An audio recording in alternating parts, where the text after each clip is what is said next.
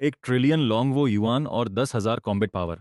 तुम क्या चुनोगे? मैं हॉट गर्ल लाइव स्ट्रीम देख रहा था, तभी अचानक मेरी स्क्रीन पर दो ऑप्शन आ गए। बाईं तरफ 1 ट्रिलियन लॉन्गवो युआन थे, दाईं तरफ ड्रैगन बॉल वाली 10,000 कॉम्बैट पावर थी। मैंने थोड़ा माथा सिकोड़ा और सामने के ऑप्शन को देखा और धीरे से बोला, आखिर इसका मतलब क्या है? असली दुनिया में 10,000 कॉम्बैट पावर का क्या लेवल होता है? क्या गोलियां रोक सकती है? गोलियां होस्ट के लिए कोई खतरा नहीं होंगी। बिल्कुल नहीं। मिसाइलों का क्या? मिसाइलें भी बेकार हैं, बहुत आसान है। मैंने बिना सोचे ऑप्शन भी चुना। अब मैं सचमुच कोई मुझे हरा नहीं सकता। मैं उस 1 ट्रिलियन की परवाह क्यों करूं?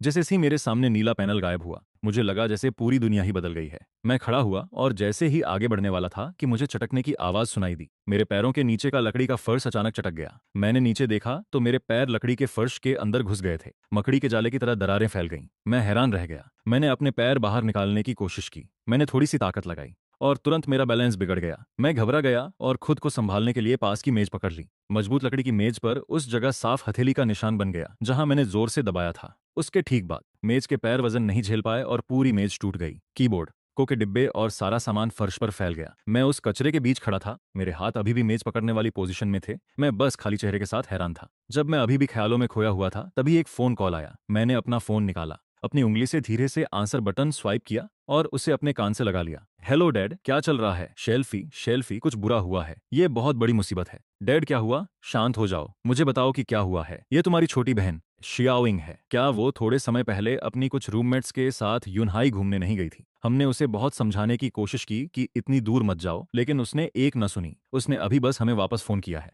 उसकी आवाज अजीब थी। वह रो रही थी और कांप रही थी। उसके पास एक खतरनाक आदमी चिल्ला रहा था। उन्होंने कहा कि शियाओ यिंग अभी म्यांमार में कैद है। उन्हें 5 लाख की फिरौती चाहिए, वरना उन्होंने कहा कि उन्होंने हमें सिर्फ 3 दिन दिए हैं।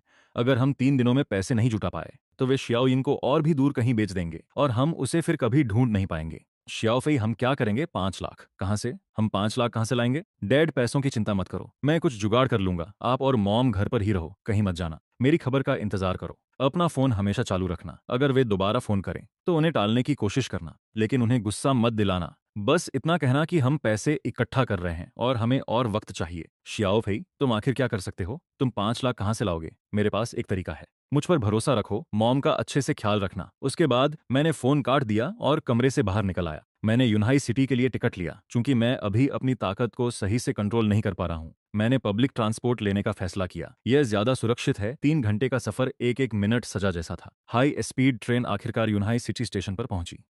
मैंने बिल्कुल भी समय बर्बाद नहीं किया। मैं स्टेशन से बाहर निकला और सीधे टैक्सी में बैठ गया। भैया, मुझे बॉर्डर पोर्ट के पास ले चलो। टैक्सी एक सुनसान हाईवे के पास रुकी। वह सामने पोर्ट है, वहां आगे एक चेक पोस्ट है। टूरिस्ट आम तौर पर वहां से आगे नहीं जा सकते। यहाँ आसपास बहुत सारी पहाड़ियां हैं। वो सामने वाले घर दिख रहे हैं, वह म्यांमार का कस्बा है। मैंने किराया दिया, धीरे से दरवाजा खोला और नीचे उतर गया। मैं अपना बैग टांगे सड़क पर खड़ा रहा। कुछ 100 मीटर आगे मैं लोंगरंगुओ का शानदार नेशनल गेट और लहराते हुए झंडे देख सकता था। गाड़ियों और लोगों की चेकिंग के लिए बगल में लाइन लगी थी। थोड़ा और दूर पहाड़ फैले हुए थे। पहाड़ के दूसरी तरफ की इमारतें साफ तौर पर अलग स्टाइल की थीं। वे बिखरी हुई और छोटी छोटी लग रही थीं। वह म्यांमार है। बॉर्डर लाइन इन पहाड़ों के बीच से गुजरती है। मैं पोर्ट की तरफ नहीं गया, बल्कि मुड़ गया और हाईवे के दूसरी ओर चल पड़ा, झाड़ियों से ढकी पहाड़ी की तरफ। वहां कोई रास्ता नहीं था। जंगल बहुत घने थे और वहां शायद ही कोई आता जाता था। कुछ मिनट चलने के बाद मैंने पक्का कर लिया कि मैं हाईवे से पूरी तरह ओझल हो चुका हूं। मैं रुका और अपना बैकपैक नीचे उतार दिया। सामने घने पेड़ पौधों से ढकी पहाड़ की चोटी है। आने जाने का रास्ता पूरी तरह बंद हो चुका है। मैंने दौड़कर छलांग नहीं लगाई। मैंने बस अपने घुटनों को हल्का सा मोड़ा। मेरे पैरों की जबरदस्त ताकत एक जोरदार धमाके के साथ बाहर निकली। मेरे पैरों के नीचे की कीचड़ वाली जमीन बुरी तरह फट गई और एक गहरा गड्ढा पीछे छोड़ गई। मैं तोप के गोले की तरह आगे बढ़ा और बहुत तेज रफ्तार से सीधे पहाड़ी की चोटी की तरफ उड़ गया। आसपास के पेड़, बेलें और चट्टानें हरे और ग्रे रंग की रोशनी और धुंध में बदल गए, जो मेरे पीछे तेजी से गुजर रहे थे। हवा मेरे कानों में तेज आवाज के साथ बह रही थी। इस बार मैं डरा नहीं, बल्कि मैंने अपना पूरा ध्यान हवा में अपने शरीर को बैलेंस करने पर लगाया। मैंने सीधे ऊपर जाने वाला आसान रास्ता नहीं चुना। इसके बजाय मैंने अपनी स्पीड बढ़ाने के लिए जंगल में पेड़ों से तेजी से छलांग लगाई। बस कुछ ही छलांगों में मैं चोटी के पास पहुंच गया था। यहाँ पेड़ पौधे और भी घने थे, जिसमें से निकलना नामुमकिन था। मैं एक सेकंड के लिए भी नहीं रुका। मजबूत बेलें और कांटेदार झाड़ियां मेरे टकराने से टूट गईं, जिससे कड़कड़ाने वाली टूटने की आवाजें आ रही थीं। मेरे कपड़े और ज्यादा फट गए। मुझे अपनी त्वचा पर हल्की चुभन महसूस हुई, लेकिन वे गुदगुदी से भी कम परेशान करने वाली थीं। आखिरकार मैं दौड़कर पहाड़ी की चोटी पर पहुंच गया। लोगों का बनाया और फिर घास फूस से ढका एक धुंधला रास्ता मुझे सामने दिखा। उसके बगल में एक पुरानी पत्थर की पट्टी मिट्टी में आधी दबी हुई थी। उस पर धुंधले नंबर और बॉर्डर शब्द लिखा हुआ था। यही वो बॉर्डर लाइन थी। मैंने अपनी नजरें पहाड़ी के दूसरी तरफ घुमाई। वहां का इलाका थोड़ा ज्यादा समतल था, वहां हरे भरे जंगलों का एक अंतहीन समंदर था। लेकिन घाटी में नीचे की तरफ मैं साफ देख सकता था कि वहां बिना किसी प्लानिंग के बनी इमारतें थीं, जिनसे रसोई की चिमनियों से धुआं उठ रहा था। मुझे दूर से लोकल भाषा में लोगों के चिल्लाने और कुत्तों के भौंकने की आवाजें भी आ रही थीं। निंगो, मैं आ गया। बिना किसी हिचकिचाहट के मैंने पहाड़ी से छलांग लगा दी। गिरने की रफ्तार और भी तेज थी, लेकिन इस बार मुझे अंदाजा था गिरते हुए मैंने अपने हाथों पैरों का इस्तेमाल ढलान पर मौजूद पेड़ों और उभरी हुई चट्टानों को धक्का देने के लिए किया, ताकि झटके को कम कर सकूं। हालांकि मेरी हरकतें अभी भी थोड़ी अकड़ी हुई थीं। कुछ बार मैंने बहुत जोर से धक्का दिया, छोटे पेड़ों पर इतनी जोर से लात मारी कि वे बुरी तरह हिल गए, या चट्टानों की सतह पर इतनी जोर से पैर रखा कि पत्थर के टुकड़े हवा में उड़ गए। जब मैं जमीन पर उतरा तो मेरे पैरों ने जमीन पर फिर से 2 गहरे गड्ढे बना दिए, जिससे आसपास की पत्तियां हर तरफ उड़ने लगी। मैंने खुद को संभाला, जमीन पर आधा बैठकर, और चारों तरफ देखा। मैंने कामयाबी से पार कर लिया था। मैं किसी भी पेट्रोल टीम के सामने नहीं आया, मैंने कोई अलार्म नहीं बजाया। पूरी चीज आसान और सख्त थी। जब मैं केले के एक खुले बाग से गुजरा तो मैंने जमीन पर बिखरी हुई कुछ खाली मिनरल वाटर की बोतलें और खाने के रैपर देखे। उन पर लिखा टेक्स्ट बर्मी भाषा में था, जिसमें कुछ चीनी भाषा भी मिली हुई थी। ये वहां लोगों के होने के साफ संकेत थे। लगभग आधे घंटे बाद मैं उस घाटी के किनारे पर पहुंच गया। मैं घनी झाड़ियों के पीछे छिप गया और नीचे की तरफ देखा। यह एक आम बॉर्डर वाला शहर था, या सही कहें तो एक बड़ा गांव। सड़क पर मैंने पारंपरिक बर्मी कपड़े पहने हुए सांवले रंग के लोकल पुरुषों को देखा, पुरानी मोटरसाइकिलों पर तेज रफ्तार में गुजरते हुए। मैंने कुछ चीनी मूल के लोग भी देखे, जो बिल्कुल चीन के लोगों की तरह कपड़े पहने हुए थे, जल्दी में चल रहे थे या पुरानी दुकानों के सामने इकट्ठा होकर बातें कर रहे थे। और भी गौर करने वाली बात यह थी कि शहर के किनारे पर पहाड़ी जंगल की तरफ ऊंची दीवारों से घिरे हुए कई इलाके थे। दीवारों के ऊपर कांटेदार तार लगे हुए थे, जिनमें से कुछ में तो करंट भी दौड़ रहा था। गेट पर यूनिफॉर्म पहने कुछ लोग थे, जो बंदूक के लिए पहरा दे रहे थे। वे लोग ध्यान से आसपास के इलाके पर नजर रखे हुए थे। शायद वही पार्क कंपाउंड थे। मेरी धड़कनें थोड़ी तेज हो गईं। मेरी बहन शायद उनमें से किसी एक के अंदर हो सकती थी, इन ऊंची दीवारों के पीछे फंसी हुई। लेकिन मैं जल्दबाजी में कोई कदम नहीं उठा सकता था। मुझे पहले और जानकारी चाहिए थी। जल्द ही मैं मेन स्ट्रीट के किनारे पहुंच गया। मेरी नजरें उस सिचुआन स्टाइल स्नैक शॉप पर टिक गईं। दुकान बहुत छोटी थी और गेट पर 2 फोल्डिंग टेबल रखी हुई थीं। एक एप्रन पहने भारी शरीर वाला एक चीनी आदमी कढ़ाई में कुछ भून रहा था। स्वादिष्ट खुशबू आ रही थी। दुकान में कोई और ग्राहक नहीं था। मैंने अपनी सांसों को थोड़ा नॉर्मल किया और अपने चेहरे के भावों को जितना हो सके उतना नॉर्मल दिखाने की कोशिश की। है बॉस, मुझे कुछ खाना है। उस आदमी ने ऊपर देखा। उसकी नजरें एक पल के लिए मेरे गंदे घास के दागों से भरे और फटे हुए कपड़ों पर ठहर गईं। उसकी आंखों में शक दिखाई दिया, लेकिन वह जल्दी ही अपने नॉर्मल भावों पर लौट आया। तुम्हें क्या ऑर्डर करना है? हमारे पास काइवान राइस नूडल्स और बाकी चीजें हैं। एक प्लेट फ्राइड राइस और एक बोतल पानी दे दो प्लीज। अभी आया। वह काम शुरू करने के लिए पीछे मुड़ा। मैंने मौका देखकर जल्दी से दुकान और बाहर की सड़क पर नजर दौड़ाई। दीवार पर कुछ पुराने पोस्टर और एक पीला पड़ चुका कैलेंडर लगा था। कोने में टीवी चालू था, जिस पर धुंधले बर्मी भाषा के प्रोग्राम चल रहे थे। फ्राइड राइस बहुत जल्दी आ गए। यह देखने में सादा और बहुत ज्यादा तेल वाला लग रहा था। मैंने डिस्पोजेबल चॉपस्टिक्स उठाई। इस बार मैंने अपनी ताकत को अच्छे से काबू में रखा और उन्हें तोड़ा नहीं। है दोस्त, तुम अभी अभी यहाँ आए हो, है ना? तुम नए लग रहे हो। हाँ, घर पर कुछ परेशानी हो गई थी। मैं यहाँ काम ढूंढने आया हूँ। उसने धुआं छोड़ा। उसकी आंखें मेरे चेहरे पर 1-2 बार घूमी। उसने इस बारे में और ज्यादा सवाल नहीं किए। उसने बस सीधे तौर पर कहा, यहाँ आसपास काम तो है, लेकिन उसमें घुसना आसान नहीं है। तुम्हारी हालत देखकर लग रहा है तुम्हें अभी तक कोई काम नहीं मिला है ना? नहीं बॉस, मैं सच में बहुत परेशान हूँ। मेरी छोटी बहन को यहाँ के लोग अपने साथ ले आए हैं। उन्होंने कहा कि उसे किसी पार्क ले गए हैं। मैं बस ये पूछना चाहता हूँ कि यहाँ आसपास कौन सी जगह हैं और वहाँ क्या हाल है। भाई, तुम इस तरह से पूछताछ नहीं कर सकते। यहाँ के मामले बहुत उलझे हुए और गहरे हैं। मैं जानता हूँ बॉस, मैं बस अंदाजा लेना चाहता हूँ ताकि मुझे पता चल सके कि क्या चल रहा है। मेरी छोटी बहन 19 साल की है। वो देखने में स्टूडेंट जैसी लगती है। उसके साथ उसकी 3 और क्लासमेट्स भी थीं। क्या तुमने उनके बारे में कुछ सुना है, या क्या तुम्हें पता है कि हाल ही में किसी पार्क में कोई नए लोग लाए गए हैं? मैं तुम्हें इसके पैसे दूंगा। अरे नहीं, पैसों की बात छोड़ो, तुम वैसे भी एक अच्छे आदमी लगते हो। मैं तुम्हें कुछ बातें बताता हूँ। इसे सुनने के तुरंत बाद तुम यहाँ से निकल जाना। मुसीबत मत खड़ी करना और किसी को मत बताना कि मैंने तुम्हें बताया है। इस शहर के आसपास 3 या 4 बड़े पार्क हैं। उत्तरी पहाड़ी घाटी में हैंगशेंग टेक पार्क, पूर्वी किनारे पर शिंत्यान्डी एंटरटेनमेंट सिटी, और यहाँ से थोड़ा और पश्चिम की तरफ जिन्हुआ इंटरनेशनल। ये सभी ऐसी खतरनाक जगहें हैं जो लोगों को बर्बाद कर देती हैं। तुम वहां किसी भी तरह से अंदर चले जाओ, वहां से बाहर निकलना लगभग नामुमकिन है। तुम्हारी बहन की उम्र की लड़की जो स्टूडेंट जैसी दिखती है, अगर वह पिछले कुछ दिनों में यहाँ आई है, तो मैंने हाल ही में यहाँ खाना खाने आए कुछ ग्राहकों को बात करते सुना था। वे कह रहे थे कि जिन्हुआ इंटरनेशनल में हाल ही में नया माल आया है। उस ग्रुप में कई जवान लड़कियां थीं जो सब रो रही थी। उन्होंने काफी हंगामा किया था। पक्का नहीं पता कि वह वही ग्रुप है जिसे तुम ढूंढ रहे हो। पश्चिम में जिन्हुआई इंटरनेशनल, वह जगह बहुत कड़ी सुरक्षा में रहती है। वहां बहुत से गुंडे हैं। और उन सबके पास बंदूकें हैं। वहाँ का इंचार्ज जियाजी है, वह यहीं का है और बहुत ही जालिम और खतरनाक है। उसके यहाँ के बड़े लोगों से संबंध है। भाई मेरी सलाह मानो, अगर वह सच में वहां फंस गई है। बॉस ने अपनी बात पूरी नहीं की, लेकिन उनका मतलब साफ था। मैंने चुपचाप सिर हिलाया और फ्राइड राइस का आखिरी निवाला मुंह में डाल दिया। Thanks boss. मैंने पैसे निकाले और टेबल पर रख दिए। वह पैसे खाने के दाम से थोड़े ज्यादा थे। बॉस ने उस पर एक नजर डाली, कुछ नहीं कहा और चुपचाप उसे अंदर रख लिया। मैंने अपना बैकपैक टांगा, खड़ा हुआ और उन्हें फिर से थैंक्स कहा। पीछे मुड़ा और तेजी से पास की एक सुनसान गली में चला गया। एक और बेवकूफ जो अपनी मौत के बारे में नहीं जानता। मैं शहर के पश्चिम में बजरी वाली ढलान पर खड़ा था। जिन्हुआ इंटरनेशनल पार्क बस 100 मीटर आगे ही था। ऊंची कंक्रीट की दीवार के ऊपर कटीले तार लगे थे। दीवार के साथ हर कुछ मीटर की दूरी पर एक सिक्योरिटी कैमरा धीरे धीरे घूम रहा था। बंद भारी लोहे के गेट के पास एक छोटा गार्ड बूथ था। गंदे हरे रंग की वर्दी पहने 2 गार्ड, जिनके कंधों पर एक राइफलें लटकी हुई थीं, सिगरेट पी रहे थे। मैं सीधा पार्क के गेट की तरफ चलने लगा। बस वैसे ही मेरे पैर बजरी पर पड़े, जिससे हल्की आवाज आई। शुरुआत में बूथ में बैठे दोनों गार्डों ने बिल्कुल ध्यान नहीं दिया, जब तक कि मैं गेट से 50 मीटर से भी कम दूरी पर नहीं आ गया और रुकने का कोई नाम नहीं लिया। है वहीं रुक जाओ। तुम्हें क्या लगता है तुम क्या कर रहे हो?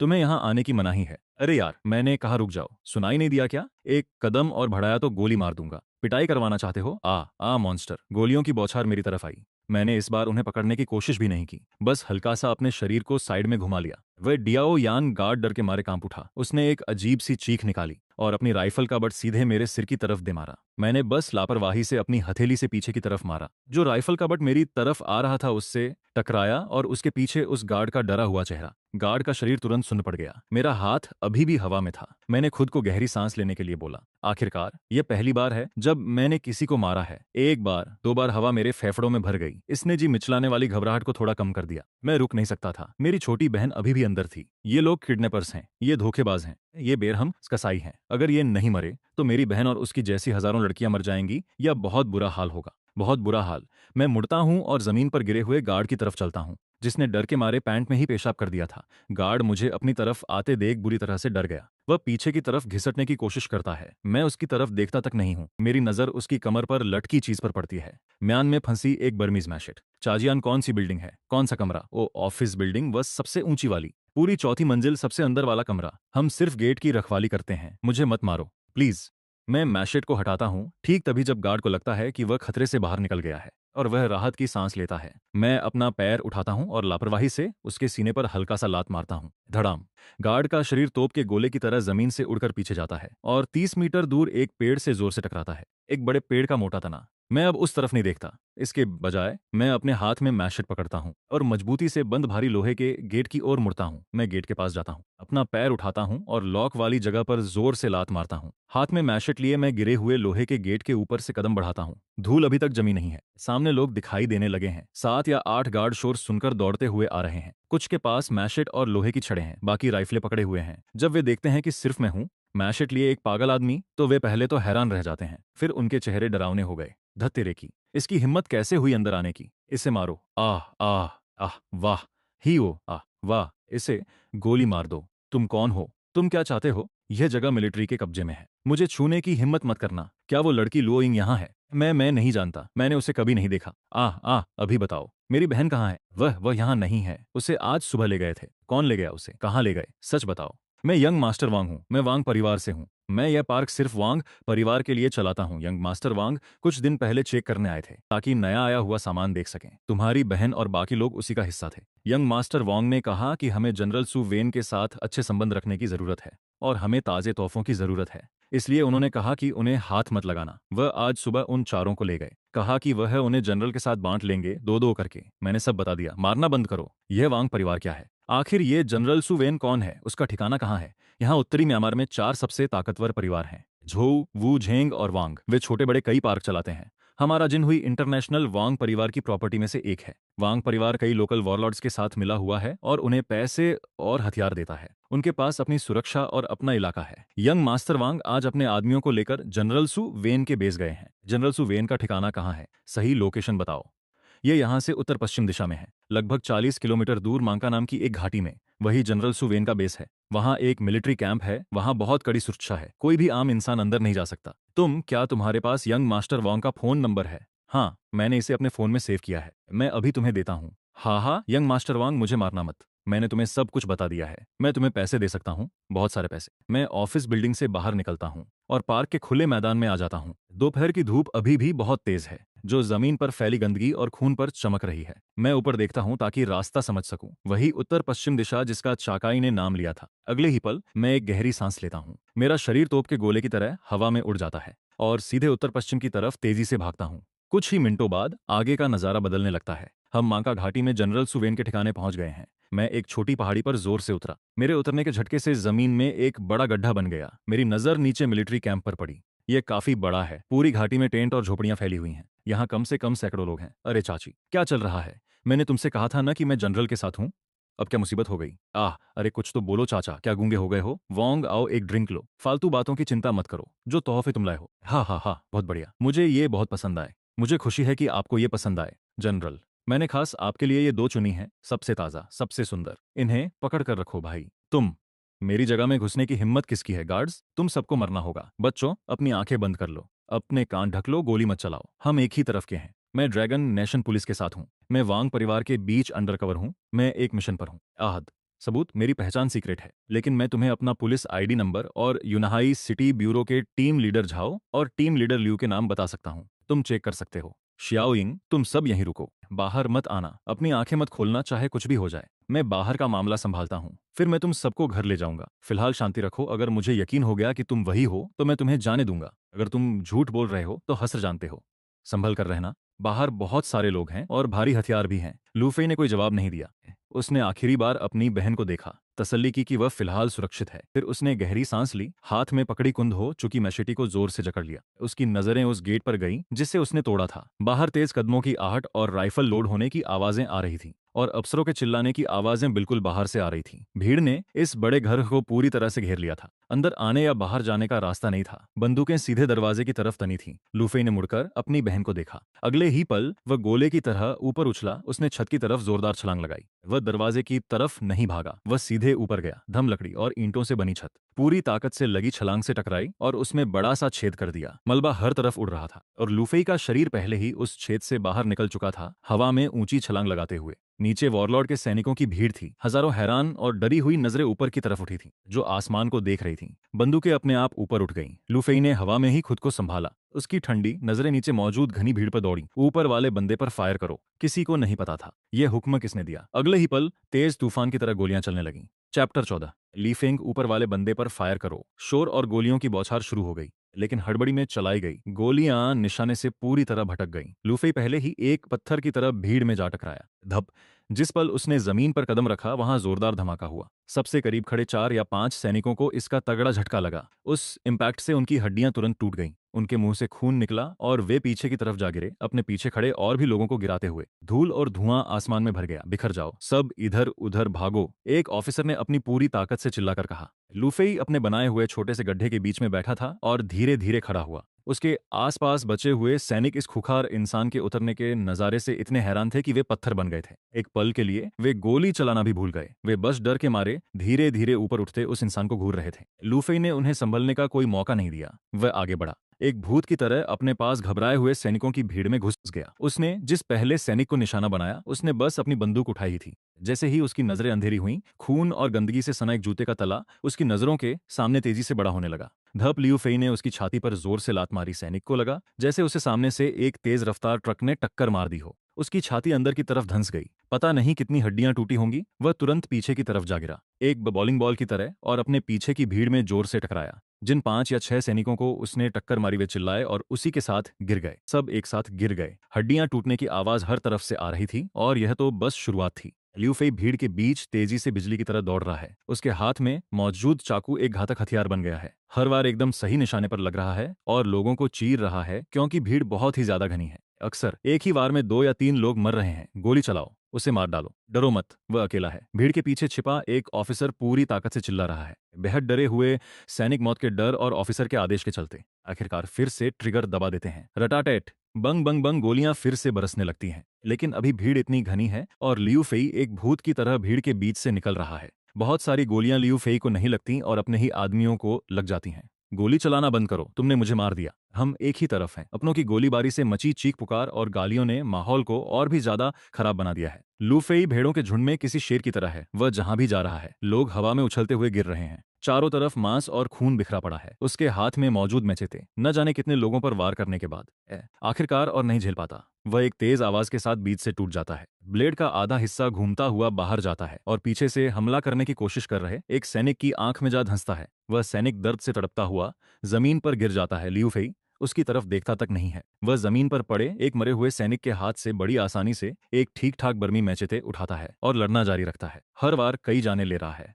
हर लात दुश्मनों के एक ग्रुप को उड़ा रही है। वह पूरी तरह से खून से लथपथ है, सिर से पैर तक, जैसे उसे अभी अभी खून के तालाब से बाहर निकाला गया हो। हवा में खून और बारूद की तेज बदबू घुली हुई है। 100 लोगों से घिरा हुआ वह घेरा बस कुछ ही मिनटों में किसी खेत में फसल कटने जैसा हो गया है। आधे से ज्यादा लोग मारे जा चुके हैं। बाकी सब हिम्मत हार रहे हैं। यह कोई लड़ाई नहीं है, यह एक तरफा कत्लेआम है। यह आम लोगों का किसी ऐसे राक्षस का सामना करना है जिसे समझना नामुमकिन है। राक्षस, वह एक राक्षस है। उसे मारा नहीं जा सकता। हम उसे बिल्कुल भी नहीं मार सकते। भागो, तेजी से भागो। डर बाकी बची भीड़ में तेजी से फैल रहा है। बचे हुए सैनिक आखिरकार लड़ने की सारी हिम्मत खो देते हैं। वे चिल्लाते और रोते हुए अपने हथियार गिरा देते हैं, पीछे मुड़ते हैं और कैंप की सीमा की ओर जान बचाकर भागते हैं। सैन्य आदेश, जनरल। अभी के लिए जिंदा रहने से ज्यादा और कुछ भी मायने नहीं रखता। लोवेफेई की खून से भरी आंखें भागती हुई पीठों पर पड़ती हैं। वह किसी को भी जाने देने के मूड में नहीं है। वह अपने पैर से जमीन को पीछे धकेलता है और सबसे तेज भागने वाले सैनिक तक पहुंच जाता है। वह मैचेते से नीचे वार करता है। वह रुकता नहीं है और अगले निशाने की तरफ मुड़ जाता है। वह बहुत ही ज्यादा तेज है।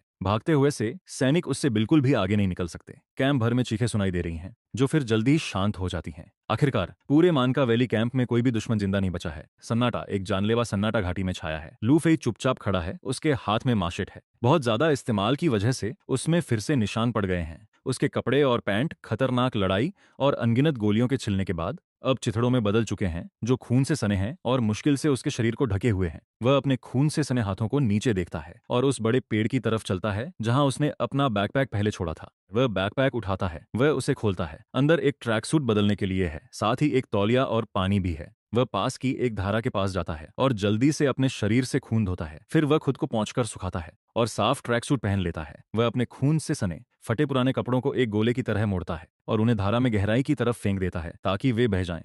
वह बैकपैक को अपने कंधे पर लटकाता है, माशेट को उठाता है और बैरकों के बड़े लकड़ी के घर की तरफ वापस मुड़ता है। अंदर का नजारा अब भी वैसा ही है। जनरल सु वेन खून के तालाब में पड़ा है। बहुत ज्यादा खून बहने की वजह से उसका चेहरा राख जैसा पीला है। उसकी सांसें धीमी हैं और वह लगभग बेहोश है। जो आदमी खुद को पुलिस वाला बता रहा था, वह अब भी हाथ पैर बंधे हुए जमीन पर बैठा है। जब वह लू फेई को अंदर आते देखता है तो उसके चेहरे के हाव भाव बहुत उलझे हुए होते हैं। कोने में बंकर के पीछे लू यिंग और उसकी 3 रूममेट्स की आंखें अब भी कसकर बंद हैं और उन्होंने अपने कान ढके हुए हैं। कुछ और लड़कियां भी बंकर के पीछे सिमटी हुई हैं, डर के मारे हिल भी नहीं पा रही हैं। लू फेई अपनी बहन के पास नहीं जाता। वह मरते हुए जनरल सु वेन के पास जाता है। वह नीचे बैठता है और जनरल के बिना खून वाले पीले चेहरे को चाकू के पिछले हिस्से से थपथपाता है। सु वेन मुश्किल से अपनी आंखें खोलता है और लू फेई को देखता है। उसकी आंखों में डर और मदद की गुहार है। तुम पैसे, सोना और दूसरी कीमती चीजें कहाँ रखते हो? लू फेई ने ठंडे अंदाज में पूछा। उसके पास अभी कुछ भी नहीं है। उसे अपनी बहन को बचाने के बाद उसे फिर से सेट करने के लिए पैसे चाहिए और उसे अपने माता पिता को संभालने के लिए भी पैसों की जरूरत है।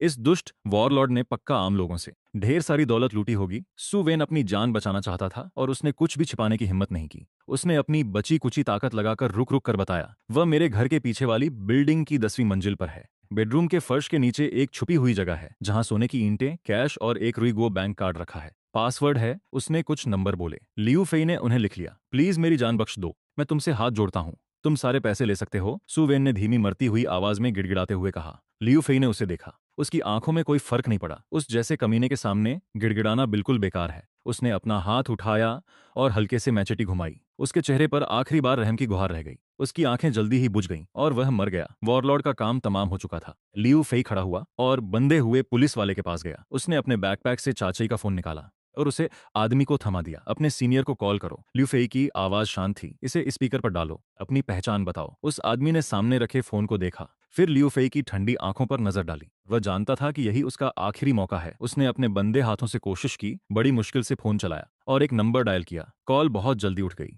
दूसरी तरफ से एक गंभीर आदमी की आवाज आई जो कोड में बात कर रहा था। उस आदमी ने सही कोड के साथ जवाब दिया, फिर जल्दी से अपनी हालत बताई। लाइन के दूसरी तरफ कुछ सेकंड के लिए खामोशी छा गई, जैसे वे स्थिति को चेक कर रहे हों और सोच रहे हों। फिर दूसरी तरफ से आवाज ने निर्देश दिए, पक्का करो कि बंधक सुरक्षित हैं। मिलने की जगह सीमा पर लोंगवो साइड की तरफ है, एक गुप्त लोकेशन पर, कोई वहां तुमसे मिलेगा। साथ ही उन्होंने अपराधी गैंग के ज्यादा से ज्यादा सबूत और चोरी का पैसा इकट्ठा करने को कहा है। कॉल काट दी गई। लियू फेई ने पूरी बातचीत साफ सुनी थी। उनके शब्द, रिएक्शन और कोड चेक सब बहुत प्रोफेशनल लग रहे थे, नकली नहीं। उसके ज्यादातर शक दूर हो गए। वह नीचे बैठा और चाकू से उस आदमी के हाथ पैर बांधने वाली पट्टियों को काट दिया। ली फेंग, यूनहाई सिटी ब्यूरो का क्रिमिनल इन्वेस्टिगेशन डिटेचमेंट। उस आदमी ने अपने हाथों और पैरों की कलाई घुमाई जहां गला घोंटने के निशान थे। जैसे ही उसने खुद को इंट्रोड्यूस किया, लुओ फेई की तरफ देखते हुए उसकी आंखों में बहुत शुक्रगुजारी थी। शुक्रिया कॉमरेड, और आप पर भरोसा करने के लिए थैंक्स। क्या मैं आपका नाम जान सकता हूँ? Luo Fei. उसने बहुत छोटा सा जवाब दिया और उसके बाद कुछ नहीं कहा। मेरी बहन का नाम लुओ यिंग है। हम बाकी लड़कियों का क्या करें? और इसका क्या? ली फेंग ने तुरंत जवाब दिया, हमारे सीनियर ऑफिसर्स के ऑर्डर के मुताबिक हमें सभी बंधकों को सुरक्षित बॉर्डर रेंडेवू पॉइंट तक ले जाना होगा। हम यहाँ ज्यादा देर नहीं रुक सकते। सुएन का खेल खत्म हो चुका है। खबर सुनते ही उसके दुश्मन या दूसरी ताकतें जल्द ही यहाँ आ सकती हैं। हमें ट्रांसपोर्टेशन चाहिए। लाकी ने सिर हिलाया और बाहर की तरफ इशारा किया। वहां ट्रक और जीप मौजूद हैं। यंग मास्टर वांग जो कार चलाकर लाए थे वह भी काम आ जाएगी। ठह ही, ली फेंग ने जल्दी से कहा। कॉमरेड लुओ फेई, प्लीज बंधकों की सुरक्षा करें। ठीक है, मैं बाकी लड़कियों के सबूत और चुराए गए पैसों को लोड करने के लिए एक ट्रक ढूंढता हूँ। जनरल का सामान, सोने की ईंटें और कैश, आप इन्हें ले जाना और सौंप देना। लुओ फेई ने उसकी बात काट दी। मैं बैंक कार्ड रख रहा हूँ, मुझे पासवर्ड पता है। मुझे अपनी बहन और परिवार को फिर से सेटल करने के लिए पैसों की जरूरत है। ली फेंग ने उसकी तरफ देखा, एक पल के लिए सोचा और कोई मना नहीं किया। उसने सिर हिलाया। ठीक है, वैसे भी चोरी का पैसा रिकवर करना हमारे काम का हिस्सा है। यह बहुत बड़ी बात है कि आप हिस्सा वापस करने में मदद कर रहे हैं। इसके अलावा आप बैंक कार्ड को खुद संभाल सकते हैं। ली फेंग ने बाहर के भयानक नजारे से हो रही घबराहट को बर्दाश्त किया। वह जल्दी से बाहर निकला और एक मिलिट्री ट्रक ढूंढा जो अभी भी स्टार्ट हो सकता था, और उसे घर के नजदीक ले आया। फिर उसने और लुओ फेई ने जनरल सु वेन के घर से लूटी गई सोने की ईंटों के कई बक्से से और अलग अलग देशों की काफी कैश ट्रक पर लाद दी। लुओ फेई ने सिर्फ वह हुआ बैंक कार्ड अपने पास रखा और उसे अपनी जेब में डाल लिया। उसने उस एसयूवी को भी चेक किया जिसे यंग मास्टर वांग चलाकर यहाँ लाए थे। वह अच्छी कंडीशन में थी, चाबी अभी भी अंदर थी। फिर ली फेंग ने ध्यान से बाकी डरी हुई लड़कियों को ट्रक के पीछे चढ़ने में मदद की और उनसे एक साथ पास बैठने को कहा। हमें जो कंबल मिले उनसे उन्हें ढक दिया, उन्हें चुप कराने की कोशिश की। जब लू यिंग और बाकी लोगों की बारी आई तो लू फेई चलकर पास गया। उसने अपनी बहन के कांपते हुए कंधे पर धीरे से हाथ रखा। लू यिंग ने वह पहचाना हुआ स्पर्श महसूस किया। उसका शरीर हल्का सा झटके से हिला। धीरे से अपने कानों को ढके हुए हाथों को हटाया, पर उसने अभी भी अपनी आंखें खोलने की हिम्मत नहीं की। शियाओयिंग, मैं हूं। लू फेई ने अपनी आवाज जितनी हो सके उतनी धीमी रखी। सब ठीक है, सारे बुरे लोग चले गए हैं, हम अब घर जा रहे हैं। सुनो, मैं तुम सबको बाद में गाड़ी तक ले चलूंगा। अच्छी बच्ची बनकर रास्ते भर आंखें बंद रखना, उन्हें मत खोलना, ठीक है? इंतजार करना जब तक मैं न कहूं कि सब ठीक है, तब तुम अपनी आंखें खोल सकती हो। जब लू यिंग ने घर शब्द सुना तो उसकी आंखों में फिर से आंसू आ गए। उसने जोर से सिर हिलाया। उसकी आवाज भारी थी, जैसे नाक बंद हो। ठीक है भाई, मैं वैसा ही करूंगी जैसा तुम कहोगे। मैं अपनी आंखें नहीं खोलूंगी। लू फेई ने प्यार से अपनी बहन के बालों को सहलाया। फिर वह नीचे झुका। उसने अपनी बहन को गोद में उठा लिया। लू यिंग अपने भाई की बाहों में दुबक गई। भाई की बाहों में उसे पहले से ज्यादा सुरक्षा और अपनापन महसूस हुआ। उसने अपनी आंखें कसकर बंद रखीं और अपना चेहरा उसके सीने में छिपा लिया। लू फेई अपनी बहन को लेकर लग्जरी गाड़ी की तरफ बढ़ा। ली फेंग ने पहले ही उनके लिए पैसेंजर वाली साइड का दरवाजा खोल दिया था।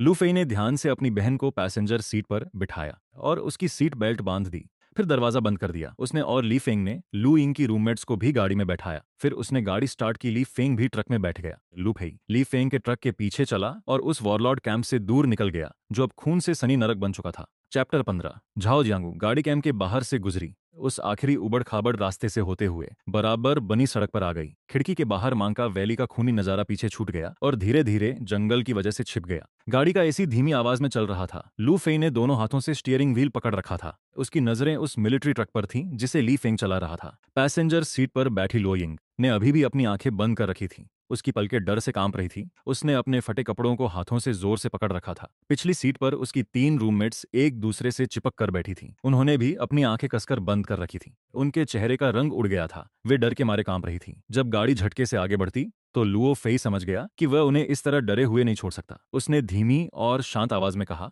शियाओ यिंग और तुम लड़कियां भी, तुम अब अपनी आंखें खोल सकती हो। हम उस जगह से दूर आ चुके हैं, हम अब सेफ हैं। उसकी आवाज शांत गाड़ी में साफ सुनाई दी। लुओ यिंग का शरीर फिर से एक झटके के साथ हिला। उसकी पलकें फड़फड़ाईं। फिर उसने अपनी आंखें बस थोड़ी सी खोली। सबसे पहले उसने अपने भाई लुओ फेई को देखा जो गाड़ी चलाने में लगा था। भैया, लुओ यिंग की आंखों में फिर से आंसू भर आए। अचानक वह सिसकने लगी। कुछ कहना चाह रही थी पर सिसकियों की वजह से कुछ बोल नहीं पा रही थी। पिछली सीट पर बैठी तीनों लड़कियों ने भी एक एक करके अपनी आंखें खोली। सबसे पहले उन्होंने खिड़की के बाहर जंगल को तेजी से पीछे छूटते देखा। फिर उन्होंने पक्का किया कि वे उस भयानक जगह से दूर आ चुकी हैं। फिर उन्होंने लुओ फेई को गाड़ी चलाते देखा और उसके पास लुओ यिंग को रोते हुए देखा। थोड़ी देर की खामोशी के बाद वे अभी भी सदमे में थीं और रोने लगीं। सब ठीक है, अब सब खत्म हो गया है। लुओ फेई ने एक हाथ स्टेयरिंग से हटाया और अपनी बहन के कंधे को थपथपाया। उसकी हरकत थोड़ी अजीब थी। उसने धीरे से कहा, अब मत रो, अगर तुम्हारी आंखें सूज गईं तो मम्मी और पापा को बुरा लगेगा। उसने रियरव्यू मिरर में देखा और पिछली सीट वाली लड़कियों से कहा, तुम लोग भी सिर्फ हो, मैं लुओ फेई हूँ, लुओ यिंग का भाई। जब लड़कियों ने यह सुना तो वे और जोर से रोने लगी, लेकिन इस बार ये आंसू उस मुसीबत से बच निकलने की राहत के थे। उनमें से एक लड़की, जिसके बाल छोटे थे और जिसने चश्मा पहन रखा था, सिसकते हुए बोली, शुक्रिया, बहुत बहुत शुक्रिया लुओ फेई भैया, मैं चेन यू हूँ, हमें बचाने के लिए शुक्रिया। बाकी दो लड़कियों ने भी रोते हुए जल्दी जल्दी अपना नाम बताया, मैं झांग युए हूँ, मैं लियू तियान हूँ, शुक्रिया भैया। लुओ फेई ने सिर हिलाया, शुक्रिया की जरूरत नहीं है, तुम सब शाओ यिंग की क्लासमेट्स हो, यह तो मेरा काम था। वे एक पल के लिए रुके, अपनी जेब से काई ताई का फोन निकाला और उसे लुओ यिंग को दे दिया। शाओ यिंग, पहले मम्मा और पापा को फोन करके बता दो कि तुम सुरक्षित हो, वे बहुत परेशान हो रहे होंगे। बात हो जाए तो अपनी क्लासमेट्स को भी घर वालों से बात करने देना, ताकि वे भी टेंशन फ्री हो जाएं। लुओ यिंग ने फोन ले लिया। उनकी कांपती उंगलियों ने नंबर दबाया। कॉल तुरंत लग गई। फोन के दूसरी तरफ से मम्मा की रोती हुई आवाज आई, हेलो, कौन बोल रहा है? मम्मा, मैं हूँ, मैं शाओ यिंग हूँ। जैसे ही लुओ यिंग ने बोला, उनके आंसू जो थोड़े थमे थे फिर से बहने लगे। मम्मा, मैं अब ठीक हूँ, भैया भैया ने मुझे बचा लिया है। दूसरी तरफ मम्मा की सिसकियां अचानक थम गईं। फिर वे जोर जोर से रोने लगी। यिंगिंग, मेरी बच्ची यिंगिंग, क्या तुम वाकई ठीक हो? तुम सच में बाहर आ गई? शॉफेई ने तुम्हें ढूंढ लिया। तुम लोग अभी कहाँ हो? क्या तुम सुरक्षित हो? चोट तो नहीं लगी? बैकग्राउंड में पापा की आवाज भी सुनाई दे रही थी। वे इतने खुश थे कि कुछ भी बोले जा रहे थे। लियू यिंग रोते रोते रुक रुक कर जवाब दे रही थी, हम बाहर निकल आए हैं, भैया यहाँ हैं, हम गाड़ी में हैं, बिल्कुल सुरक्षित हैं, कोई चोट नहीं आई है, बस थोड़ी सी घबरा गई थी। मम्मा रो मत, मैं अब सच में ठीक हूँ। मम्मा को शांत कराने के बाद उन्होंने पीछे बैठी चेन यू को फोन दिया और कहा, शाओ यू, अब तुम अपने घर वालों को कॉल करो।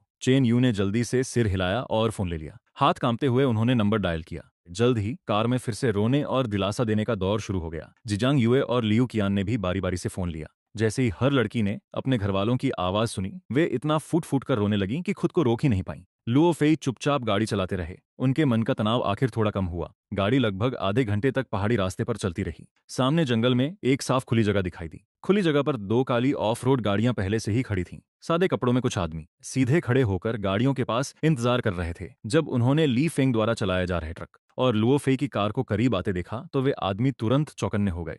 उन्होंने चुपके से अपने हाथ अपनी कमर की तरफ किए। ली फेंग ने पहले गाड़ी रोकी, कैब से बाहर कूदा और उन आदमियों की तरफ तेजी से चल दिया। उन्होंने धीरे से बात की। उन आदमियों के चेहरे के भाव थोड़े ढीले पड़ गए। उनमें से एक ने वॉकी टॉकी उठाया और धीरे से बात की। लो फेई ने भी गाड़ी रोक दी, लेकिन तुरंत बाहर नहीं निकला। उसने बाहर खड़े लोगों को देखा जो साफ तौर पर सरकारी अफसर लग रहे थे। फिर उसने अपनी बहन और उसके दोस्तों को देखा जो उसके बगल में अभी थोड़ा शांत हुए थे। शाओइंग, तुम लोग अभी गाड़ी में ही रहो, डरो मत, बाहर के लोग हमें लेने आए हैं, वे पुलिस वाले हैं। लुओ फेई ने धीमे से उन्हें समझाया। लड़कियां सिर हिलाने लगीं, हालांकि वे अभी भी थोड़ी डरी हुई थीं। उन्हें अब काफी सुरक्षित महसूस हो रहा था। लुओ फेई ने दरवाजा खोला और बाहर निकल आया। ली फेंग सामने खड़े एक अधेड़ उम्र के आदमी से बात कर रहा था। उस आदमी का चेहरा चौकोर था और रंग थोड़ा सांवला था। जैसे जैसे वह ली फेंग की बात सुन रहा था, उसके चेहरे पर बार बार हैरानी और शक के भाव आ रहे थे।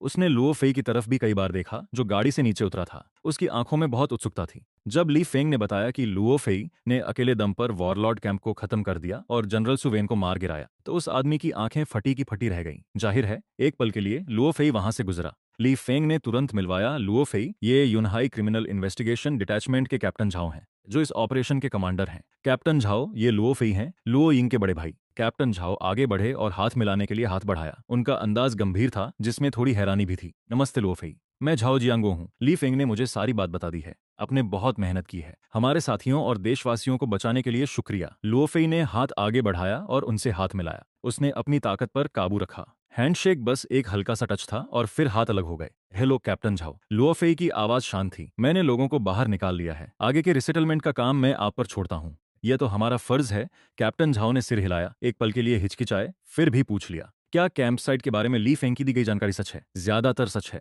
लुओ फेई ने ज्यादा कुछ नहीं बताया। अभी के लिए कैंप में कोई खतरा नहीं है। जब्त किया गया काला धन और सबूत ट्रक में रखे हैं। कैप्टन झाओ ने एक गहरी सांस ली, अपने दिल में दबे सदमे को काबू करते हुए। उन्होंने भारी आवाज में कहा, हम तुरंत सभी लोगों को सुरक्षित चीन वापस लाने और उनके रहने का इंतजाम करेंगे। फिजिकल चेक और साइकोलॉजिकल काउंसलिंग होगी। जहां तक कैंप की बात है, हमें आगे चेक करना होगा, ऊपर रिपोर्ट करनी होगी और म्यांमार के साथ सरकारी चैनल के जरिए बातचीत करनी होगी। लुओ फेई ने सिर हिलाया, सरकारी प्रोसेस के बारे में अपनी समझ जाहिर की, लेकिन उसने जिनवेई इंटरनेशनल पार्क के बारे में सोचा, जहां हमारे बेगुनाह देशवासी अभी भी कैद हैं। उन्हें स्कैम करने के लिए मजबूर किया जा रहा है और शायद अभी उन्हें टॉर्चर भी किया जा रहा है। कैप्टन झाओ, लुओ फेई ने अपनी बात रखी, उसकी आवाज अभी भी शांत थी। मेरी बहन और बाकी लोगों के अलावा एक और जगह है जहां हमारे बहुत से देशवासियों को रखा गया है। उन्हें फ्रॉड करने पर मजबूर किया जा रहा है और उनकी हालत बहुत खराब है। कैप्टन झाओ ने तुरंत माथे पर बल डाला। कहाँ? जिनहुई इंटरनेशनल पार्क उस दिशा में है जहां से हम आए थे। वहां का इंचार्ज चाचा है। मैंने उसे तो संभाल लिया है, लेकिन अंदर अभी भी बहुत सारे फंसे हुए लोग हैं और अभी भी वहां काफी गार्ड्स बचे हैं, लुओ फेई ने कहा। कैप्टन झाओ के चेहरे पर गंभीरता और बढ़ गई। ऐसे पार्कों में दूसरे देश जाकर पुलिसिया कार्रवाई करना बहुत ही सेंसिटिव मामला है, खासकर जब तक कि म्यांमार सरकार से ऑफिशियल्स मंजूरी और सहयोग न मिले। अगर हमारे बहुत सारे लोग उस एरिया में जाते हैं तो इसे गलत तरीके से मिलिट्री हमला समझा जा सकता है, जिससे गंभीर कूटनीतिक विवाद या जंग भी छिड़ सकती है। हमें कोऑर्डिनेशन की परमिशन के लिए वक्त चाहिए। जब तक आप कोऑर्डिनेशन पूरा करेंगे तब तक अंदर मौजूद लोगों को या तो कहीं और भेज दिया जाएगा या मार दिया जाएगा। लुओ फेई ने उनकी बात काटी। वक्त किसी का इंतजार नहीं करता। कैप्टन झाओ एक पल के लिए चुप रहे, फिर लुओ फेई की तरफ देखा। कॉमरेड लुओ फेई, तुम्हारा मतलब है मुझे जाना चाहिए? लुओ फेई ने पक्के इरादे से कहा। मैं अकेला जाऊंगा और सब लोगों को बाहर निकाल लाऊंगा। आपकी इसमें कोई जरूरत नहीं है तो कोई डिप्लोमेटिक दिक्कत भी नहीं होगी। अकेले? कैप्टन झाओ और ली फेंग ने लगभग एक साथ कहा। उनके चेहरे पर हैरानी थी। मुझे पार्क के हालात के बारे में थोड़ी जानकारी है। गार्ड्स के हथियार वॉरलॉर्ड्स के मुकाबले कुछ भी नहीं है, लुओ फेई ने साफ कहा। इसके अलावा मैं सिर्फ लोगों को बचाने जा रहा हूं, लड़ने के लिए नहीं। मैं लोगों को बाहर निकाल लाऊंगा और उन्हें सुरक्षित जगह भेज दूंगा। उसके बाद आप बाकी चीजें संभाल सकते हैं। कैप्टन झाओ और ली फेंग ने एक दूसरे की तरफ देखा और दोनों की आंखों में दुविधा साफ थी। मैं आपके साथ चलूंगा, ली फेंग अचानक बोला। उसकी नजरों में पक्का इरादा था। मैं वहां के हालातों को अच्छे से जानता हूं। इसके अलावा मैं एक पुलिस ऑफिसर हूं। फंसे हुए लोगों को बचाना मेरा फर्ज है। हम एक ट्रक ले लेंगे ताकि ज्यादा लोग उसमें आ सकें। लुओ फेई ने उसे देखा और फौरन मना नहीं किया। एक और हेल्पर जो इलाके को अच्छी तरह जानता हो, खासकर कोई ऑफिसर बाद में लोगों को सेटल करने में मदद कर सकता है। लेकिन उसने फिर भी कैप्टन झाओ की तरफ देखा। कैप्टन झाओ की भौहें तन गई थीं। साफ लग रहा था कि वे बहुत उलझन में हैं। आखिरकार उन्होंने दांत पीसकर कहा, ठीक है ली फेंग, तुम कॉमरेड लुओ फेई की मदद करो। लोगों को बचाना तुम्हारी पहली प्राथमिकता होनी चाहिए। अपनी सुरक्षा का ध्यान रखना, हर वक्त टच में रहना। मैं यहाँ होस्टेज हैंडओवर और बाकी काम देख लूंगा। उन्होंने एक रिस्की लेकिन काम का फैसला लिया था। जी सर। ली फेंग अटेंशन में खड़ा हो गया। उसके चेहरे पर गंभीरता थी। लुओ फेई ने सिर हिलाया। बर्बाद करने के लिए वक्त नहीं है, चलो अभी निकलते हैं। वह मुड़ा और उस एसयूवी की तरफ चलने लगा जिसे वह चला कर लाया था। दरवाजा खोला और अपनी बहन लुओ यिंग को उसे घबराहट से देखते हुए पाया। भाई, क्या अब हम घर जा सकते हैं? लुओ है नीचे झुका, अपनी बहन की आंखों में देखा और अपनी आवाज को थोड़ा हल्का और नॉर्मल रखने की कोशिश की। मैं उन बाकी अंकल, आंटी, भाइयों और बहनों को बचाने जा रहा हूं जिन्हें बुरे लोगों ने पार्क में बंद कर रखा है। मैं जल्दी वापस आ जाऊंगा, तुम जाओ। पहले अंकल झाओ के साथ वापस जाओ भाई, ये बहुत खतरनाक है, प्लीज मत जाओ। लुओ यिंग ने उसका हाथ कसकर पकड़ लिया। उसकी आंखों में फिर से आंसू भर आए। उन लोगों के पास बंदूकें हैं, घबराओ मत, तुम्हारा भाई बहुत टफ है। देखो, मैंने तुम्हें बचा लिया ना। लुओ फेई ने अपनी बहन के बालों को सहलाया और मुस्कुराया। भले ही वह मुस्कान थोड़ी बनावटी लग रही थी। बच्ची बनो, अंकल झाओ के साथ जाओ। मैं वादा करता हूं कि मैं बहुत जल्दी तुम्हारे पास वापस आ जाऊंगा। लुओ यिंग ने अपने भाई की पक्की आंखों की तरफ देखा और जान गई कि वह उसे रोक नहीं पाएगी। उसने अपने होंठ काटे, आंखों में आंसू लिए सिर हिलाया और उसका हाथ छोड़ दिया। ओ ठीक है, अपना ध्यान रखना, जल्दी वापस आना, मैं आऊंगा। लुओ फेई ने पीछे की सीट पर बैठी तीनों लड़कियों की तरफ सिर हिलाया, फिर कार का दरवाजा बंद कर दिया। वह कैप्टन झाओ की तरफ बढ़ा। मेरी बहन और उसकी क्लासमेट्स, मैं इन्हें आपकी जिम्मेदारी में छोड़ता हूँ। कैप्टन झाओ ने सीरियस होकर कहा, चिंता मत करो, हम पक्का करेंगे कि वे पूरी तरह सुरक्षित रहें और उनकी सही से देखभाल हो। लुओ फेई ने और कुछ नहीं कहा, अपना बैकपैक कंधे पर लटकाया और मिलिट्री ट्रक की तरफ चलने लगा। ली फेंग पहले से ही ड्राइवर की सीट पर बैठा था। लू फेई ने पैसेंजर का दरवाजा खोला और अंदर बैठ गया। ट्रक चालू हुआ। उसने यू टर्न लिया, उसी रास्ते पर वापस चला जहां से वे आए थे और जिन्हुआई इंटरनेशनल पार्क की तरफ एक बार फिर से बढ़ने लगा। लुओ फेई ने रियरव्यू मिरर में अपनी छोटी बहन को देखा जो एसयूवी की खिड़की से चिपकी हुई थी और जितनी जोर से हो सके उसे हाथ हिला रही थी। उसका नन्हा सा चेहरा चिंता से भरा हुआ था। कैप्टन झाओ और बाकी सादे कपड़ों वाले अफसर ने पहले ही लड़कियों के लिए गाड़ी बदलने का इंतजाम शुरू कर दिया था। अध्याय 16। गुस्से में वांग तियानचिंग। ट्रक के अंदर बहुत शांति थी। वहां बस इंजन की आवाज और सड़क पर टायरों के रगड़ने की हल्की सरसराहट सुनाई दे रही थी। लूफी ने चुप्पी तोड़ी। ऑफिसर ली, उत्तरी म्यांमार में 4 बड़े परिवारों जो वू जुंग वांग के अलावा यहाँ कितने वॉरलॉर्ड्स हैं? क्या सरकारी फौजें उन्हें कंट्रोल नहीं कर सकती? ली फेंग ने गंभीर होकर कहा, वॉरलॉर्ड्स तो काफी सारे हैं, दर्जनों ग्रुप्स। छोटे और बड़े पक्का हैं। सो विन जैसे लोग जिनका अपना इलाका है, ऐसे एक दर्जन से ज्यादा हैं जिनके पास काफी ताकत भी है। आमतौर पर पर्दे के पीछे से उन्हें हर तरह की ताकतों का सपोर्ट रहता है। कुछ के तो म्यांमार की सरकार के खास गुटों से भी कनेक्शन है। सरकारी फौजें ली फेंग की आवाज में बेबसी थी ऑफिशियली, तो उन्हीं को इंचार्ज होना चाहिए और वे हर समय ऑपरेशन चलाते भी हैं। लेकिन ये वॉरलॉर्ड्स जिन इलाकों में कब्जा किए हुए हैं वे ज्यादातर गहरे पहाड़ी जंगल हैं। वहां का इलाका मुश्किल है, बचाव करना आसान और हमला करना मुश्किल है। ऊपर से उनके पीछे जो फायदे की जंजीरें हैं वे बहुत गहरी हैं। आप उन्हें पूरी तरह खत्म नहीं कर सकते। उनका वापस उभर आना नॉर्मल बात है। ज्यादातर समय सरकारी फौजें, वॉरलॉर्ड्स, स्थानीय एथनिक मिलिशिया और वे क्रिमिनल परिवार जिनका हमने अभी जिक्र किया, ये सब फायदों का एक बैलेंस बनाकर चलते हैं। या यूं कहें कि एक अनकहा समझौता है। लूफेई चुपचाप सुन रहा था, तो इसका मतलब है तो जब अचानक पतन होगा तो शायद इस इलाके का बैलेंस बिगड़ जाएगा। वांग परिवार, लूफेई ने पूछना जारी रखा, उनकी ताकत कैसी है? 4 परिवारों में उनका क्या नंबर है? वांग परिवार। ली फेंग एक सेकंड के लिए रुककर सोचने लगा। दौलत और उनके कंट्रोल वाले पार्क्स की संख्या के हिसाब से वे शायद दूसरे या तीसरे नंबर पर हैं, लेकिन वे पूरे ग्रुप में सबसे ज्यादा घमंडी और आक्रामक हैं। और वॉरलॉर्ड्स के साथ उनके सबसे गहरे संबंध हैं, खासकर बोविन के साथ। यंग मास्टर वांग अभी के दौर में वांग परिवार के मेन आदमी हैं। वह बेरहम और क्रूर है और बेहद अयाश भी है। अब जब यंग मास्टर वांग और सोविन दोनों मर चुके हैं तो लुओफे की आवाज में कोई इमोशन नहीं थे। वांग परिवार क्या करेगा, यह सबसे बड़ा और जरूरी सवाल है। ली फेंग कुछ सेकंड के लिए चुप रहे और फिर धीरे से बोले, वे पक्का बदला लेंगे। उन्होंने अपना एक जरूरी बिजनेस पार्टनर खोया है और साथ ही परिवार का एक सीधा वारिस भी। उनकी इज्जत भी गई है और फायदा भी। वांग परिवार जिस तरह से काम करता है, वे ये पता लगाने में कोई कसर नहीं छोड़ेंगे कि ये किसने किया, और फिर बहुत बुरी तरह बदला लेंगे ताकि दूसरी ताकतों को डरा सकें और अपने लोगों को काबू में रख सकें। वे एक पल के लिए रुके, उनकी आवाज में फिक्र साफ दिख रही थी। लुओ फेई, क्या लोगों को बचाते वक्त तुमने बहुत सारे सुराग छोड़े हैं? क्या कोई चांस है कि वे तुम्हें ढूंढ लें? लुओ फेई ने याद किया कि उसने जिन हुई इंटरनेशनल और मांका बैरक्स में क्या किया था। बहुत सारे उसने सच मान लिया। पार्क में लोगों ने मुझे देखा था। बैरक्स में शायद ही कोई जिंदा बचा है। ली फेंग ने ट्रक में एक गहरी सांस ली। तो फिर बहुत ज्यादा चांस है कि वे सुरागों का पीछा करते हुए तुम तक और तुम्हारे परिवार तक पहुंच जाएंगे। ली फेंग का लहजा और भी गंभीर हो गया। वांग परिवार के देश में बहुत सारे मुखबिर और बिजनेस हैं, खासकर सीमा से सटे इलाकों में। हो सकता है वे ड्रैगन कंट्री की जमीन पर खुलकर बड़े पैमाने पर हमला करने की हिम्मत न करें, लेकिन वे घटिया चालें चल सकते हैं या हिटमैन हायर कर सकते हैं। ऐसी चीजों से आप कभी पूरी तरह सुरक्षित नहीं रह सकते। लुओ फेई को ठीक इसी बात की सबसे ज्यादा चिंता थी। उसे खुद के लिए डर नहीं था। उसका शरीर जो परमाणु बम का धमाका झेल सकता था, उसे किसी भी खुले हमले या धोखे का सामना करने का भरोसा देता था। लेकिन उसके माता पिता का क्या? उसकी छोटी बहन का क्या? वे तो आम लोग थे। वे हमेशा उसके साये में नहीं छिप सकते थे। अगर उसने थोड़ी भी लापरवाही बरती या अगर वांग परिवार ने उसे दूर खींचने जैसी कोई नीच चाल चली, जैसे कि अपहरण या धमकी, तो वह इसके नतीजों के साथ जी नहीं पाएगा। लुओ फेई की भौहें कस गईं। ऐसा लग रहा था कि जिन हुई इंटरनेशनल पार्क में देशवासियों को बचाना तो बस पहला कदम था। वांग परिवार इस मुसीबत को जड़ से खत्म करना होगा। कम से कम उसे उनकी उन कोशिशों को रोकना होगा जो उन्होंने उसके और उसके परिवार के खिलाफ की हैं। क्या उन्हें फिलहाल बदला लेने से रोकने का कोई रास्ता है, या फिर तुम ऐसा करने से डर रहे हो? लुओ फेई ने पूछा। उसकी आवाज में मारने की हल्की सी झलकी थी। ली फेंग उसका इशारा समझ गया और जल्दी से बोला, लुओ फेई, जोश में आकर कोई कदम मत उठाना। वांग परिवार बहुत ताकतवर है। 1 या 2 लोगों को मारने से कुछ नहीं होगा। इसके अलावा देश के अंदर किसी पर हमला करना बिल्कुल अलग बात है। मैंने कभी नहीं कहा कि मैं ये देश के अंदर करूंगा। लुओ फेई ने उसकी बात काटते हुए कहा। ली फेंग एक पल के लिए चौंक गया, फिर उसने तुरंत लुओ फेई का प्लान समझ लिया। हमें इसके लिए खुफिया जानकारी चाहिए होगी। ली फेंग ने सीधे मना नहीं किया। इसके बजाय उसने संभल कर कहा, चलो पहले पार्क के काम निपटा लेते हैं। वांग परिवार वाली बात पर मैं देखता हूं कि क्या मैं अपने जान पहचान वालों से उनके रिएक्शन और अगले कदमों का पता लगा सकता हूं।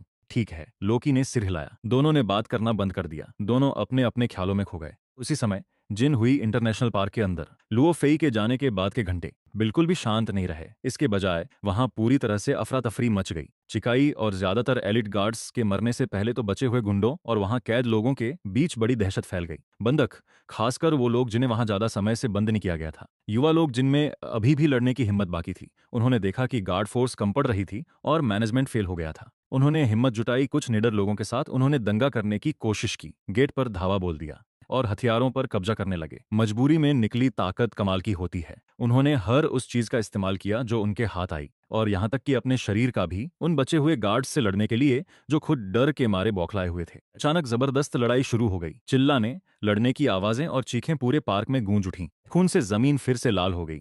लेकिन आखिर यह हमला बहुत जल्दबाजी में किया गया था। हालांकि बचे हुए गार्ड डरे हुए थे, उनके पास हथियार थे और वे काफी बेरहम थे। और सबसे जरूरी बात, डिप्टी सुपरवाइजर लेवल के कई छोटे लीडर्स ने स्थिति संभाल ली थी। उन्होंने अपने वॉकी टॉकी पर चिल्लाकर बाकी बचे सभी से लोगों को इकट्ठा किया और विद्रोह को और भी बेरहमी से कुचलने का आदेश दिया। रेसिस्टेंस के कुछ लीडर्स को वहीं मार डाला गया, उनकी लाशों को चेतावनी के तौर पर खुले मैदान में घसीट कर डाल दिया गया। रेसिस्टेंस में शामिल और लोगों को बुरी तरह पीटा गया, फिर उन्हें पानी वाली कालकोठरियां अंधेरी, तंग जेलों में डाल दिया गया। पार्क में दिल दहला देने वाली चीखें गूंज रही थीं, जिसने सबको पूरी तरह डरा दिया था। बाकी बेचैन बंधकों को उन्होंने विरोध करने का ख्याल ही छोड़ दिया। दंगे को शांत करने के बाद लो लेवल के कुछ लीडर्स अब भी बहुत डरे हुए थे। चिकाई के खून से सने ऑफिस में जमा होकर वे फर्श पर पड़ी लाशों को देख रहे थे। उनके मन में बस डर और घबराहट भरी थी। आखिर यह सब किसने किया? बॉस चिकाई बस ऐसे ही मर गए। एक निशान वाले चेहरे वाले लीडर की आवाज कांप रही थी। वह कोई इंसान नहीं है, पक्का इंसान नहीं है। यहां तक कि गोलियां भी उसे नहीं मार सकी। अब हम क्या करें? पार्क का बुरा हाल है। हम यंग मास्टर वांग से बात नहीं कर पा रहे हैं। बॉस चिकाई भी मर चुके हैं। तीसरा लीडर पूरी तरह से उलझन में था। उस निशान वाले आदमी ने अपने दांत पीसे। उसकी आंखों में एक चमक आ गई। हमें घबराना नहीं चाहिए। पहले शांत रहते हैं। सारा सीसीटीवी फुटेज निकालो, देखो कि वह मॉन्स्टर असल में दिखता कैसा है। फिर तुरंत वांग फैमिली से संपर्क करो, उन्हें यहाँ की पूरी स्थिति बताओ।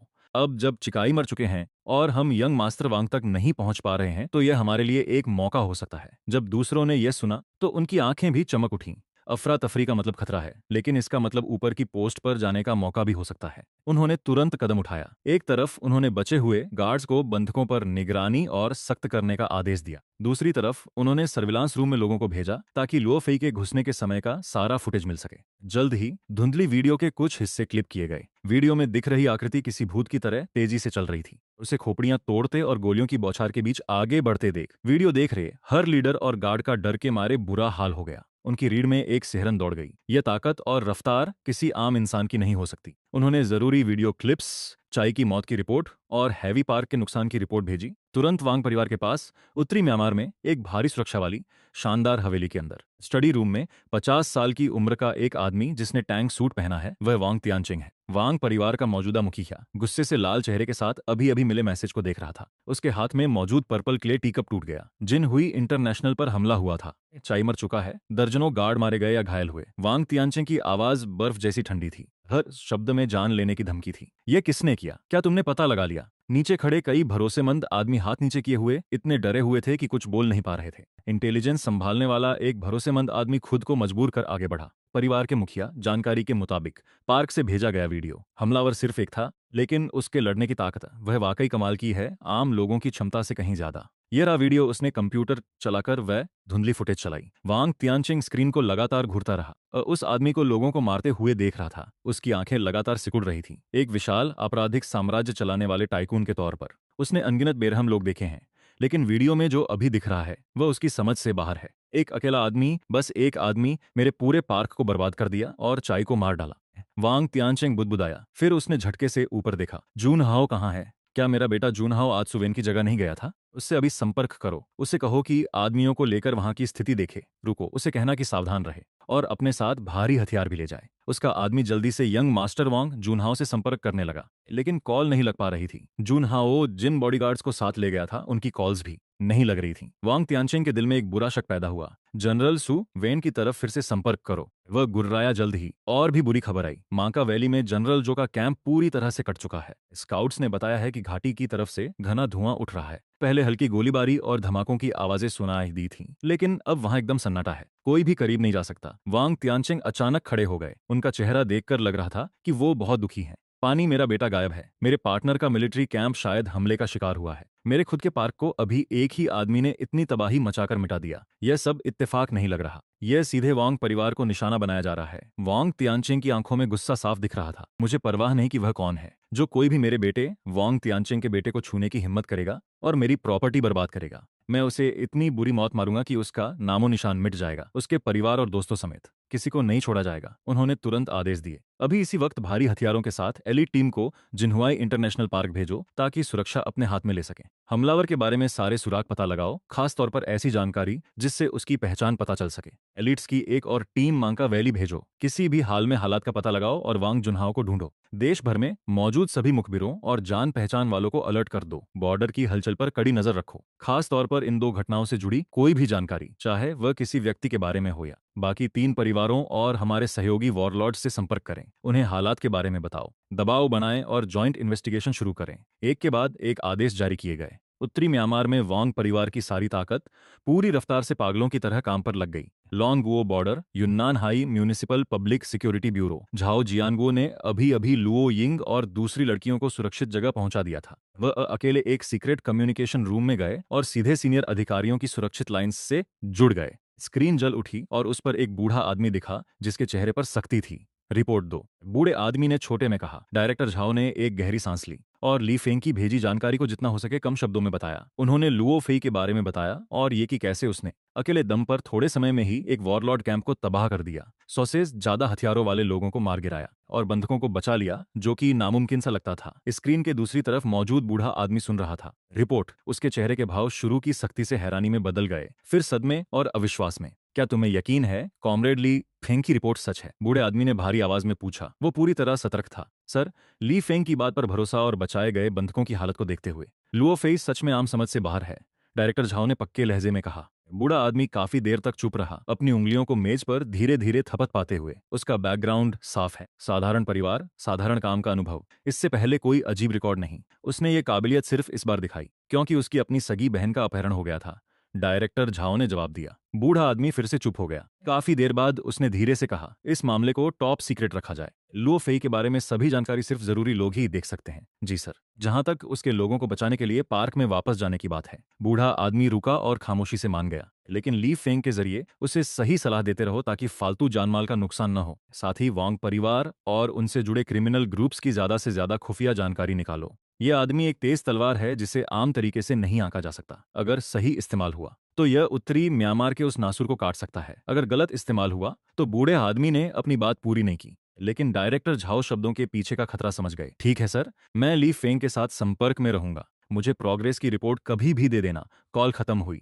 टीम झाओ अपनी कुर्सी पर पीछे की ओर झुक गए और अपनी आंखों के बीच की जगह को मलने लगे। खिड़की के बाहर आसमान धीरे धीरे अंधेरा हो रहा था। चैप्टर 17। इंडस्ट्रियल पार्क में वापसी। ट्रक जिन हुई इंटरनेशनल इंडस्ट्रियल पार्क से लगभग 500 मीटर की दूरी पर था। इसने इंजन बंद कर दिया और पहाड़ के एक कोने पर रुक गया। डूबते हुए सूरज ने क्षितिज को नारंगी लाल धुंधलेपन में बदल दिया था। घने जंगल, हवा के बीच कैब के अंदर ली फेंग ने हैंडब्रेक खींचा। उसने विंडशील्ड से ध्यान से इंडस्ट्रियल पार्क की ओर देखा। पैसेंजर सीट पर लियू फेई भी चुपचाप आगे देख रहा था। जिन चीजों ने उनका ध्यान खींचा वे 3 काली ऑफ रोड गाड़ियां थीं जो अभी पार्क के गेट के पास रुकी थीं। साथ ही स्टील की प्लेटों वाली और मशीन गन लगी एक modified pickup truck.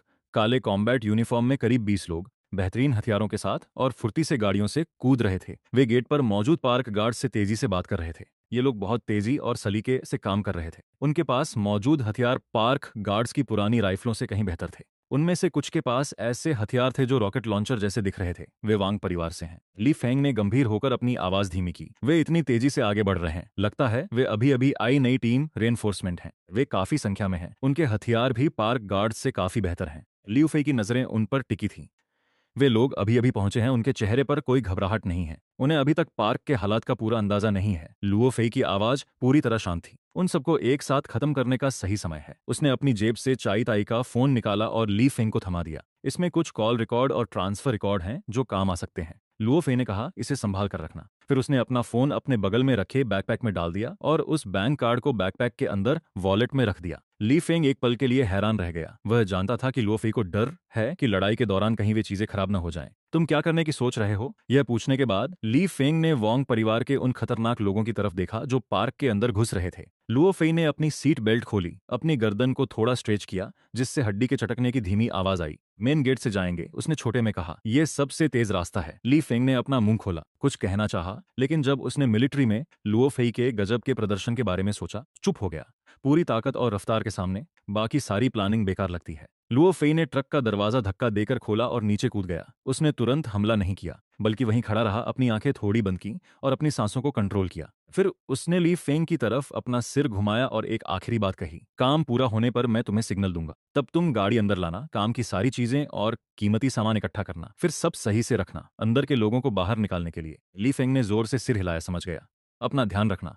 Luo Fei ने और कुछ नहीं कहा। वह मुड़ा, 500 मीटर दूर पार के गेट की ओर चेहरा किया। उसने अपने घुटनों को थोड़ा मोड़ा और अगले ही पल धमाका हुआ। उसके पैरों के नीचे की जमीन जोर से धंस गई और उसमें दरारें पड़ गईं। ऐसा लग रहा था जैसे उसे गुरुत्वाकर्षण से आजादी मिल गई हो और वह एक धुंधली परछाई जैसा दिखने लगा। सीधे पार के गेट की तरफ दौड़ पड़ा। इस बार उसने अपनी रफ्तार को बिल्कुल नहीं रोका। वह दुश्मन की भीड़ में पूरी रफ्तार से घुसना चाहता था, इससे पहले कि वे कुछ समझ पाते, और उन्हें पास से लड़कर खत्म करना चाहता था। 500 मीटर की दूरी तय करने में किसी को 1 मिनट लग सकता है, लेकिन लुओ फेई को सिर्फ कुछ सेकंड लगे। रास्ते में आने वाले पौधे तेज हवा के दबाव से दोनों तरफ दब गए। उसके पीछे धूल उड़ रही थी, जो धुएं की एक लकीर जैसी दिख रही थी। वह कैसी आवाज है? पार्क के गेट पर वांग परिवार का एक एलिट जो सिगरेट पी रहा था, उसे कोई अजीब सी आवाज सुनाई दी। उसने ध्यान से पहाड़ की तरफ ऊपर देखा। उसने धुंधला सा एक साया देखा जो बहुत तेजी से उनकी तरफ बढ़ रहा था। यह इतना तेज था कि इंसान नहीं लग रहा था। दुश्मन का हमला। उसकी आंखें डर से फैल गईं।